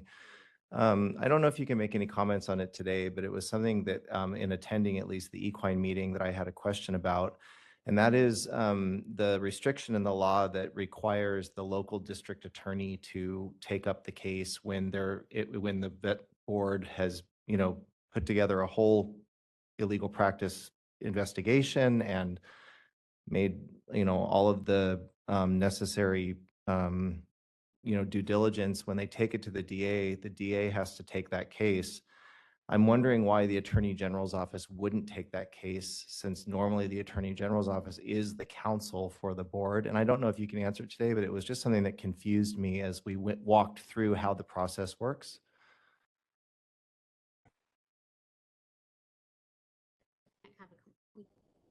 And then at the end. Okay, any other comments from the public in the room? Okay, comments online, please. Mr. Moderator, could you open the online comments, please? The EIA, how did it transfer? We are open for public comment via WebEx. If you'd like to make a comment, please raise a hand by tapping that hand button at the bottom of the screen. Dial-in users dial *3 to raise a hand. We will call on people in the order we have requests. We're going to take just a few seconds now to see if we have a request for public comment. Forgetting that. Yeah. Those are just bland. Seeing no request for public comment, do you wish to continue? Yes, please. Thank you. You want to comment on that now? Sure, just letting everybody know. So the Attorney General's office, they represent up an administrative law.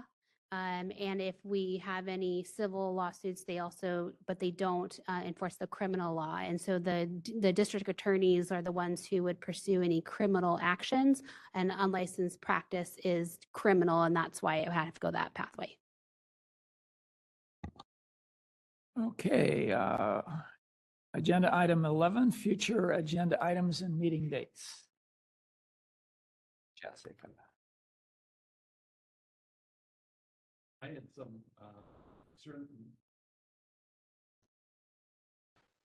about the dairy cattle and the avian flu and whatnot, whether or not this committee would benefit from having someone come in and explain, give us some more background, or that should go to the VMB so that we're all up to speed on the potentials of harm and everything that could arise from this.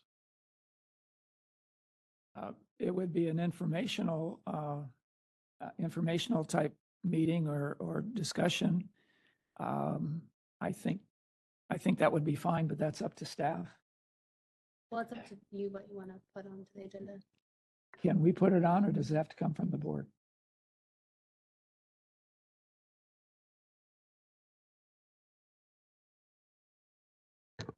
I would say unless you're considering regulations or legislation to recommend to the board, I don't know that you can just have presentations that don't otherwise impact the work that the MDC is charged with doing under the statute.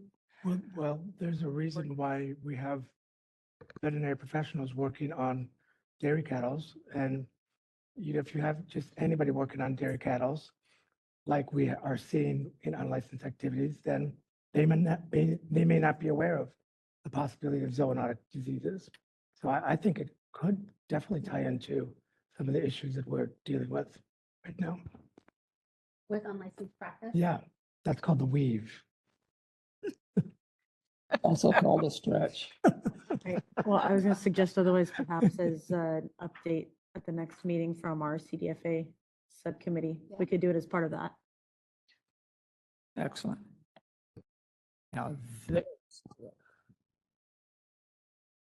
So the future agenda items are all of the items that we're discussing in the subject matter, and sorry, the strategic plan objectives that all of the committees now are working on. So they'll continue to come to the board.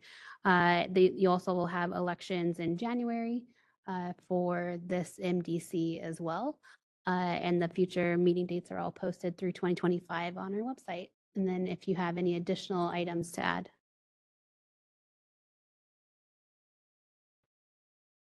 I got it. She have it. She got it.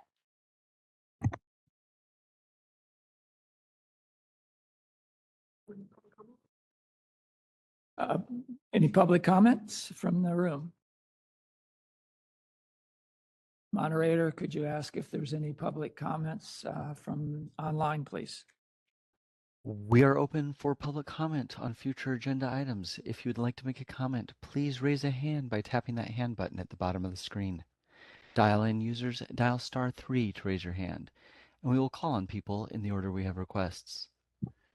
We're going to take just a few seconds now to see if we have a request from this very quiet group.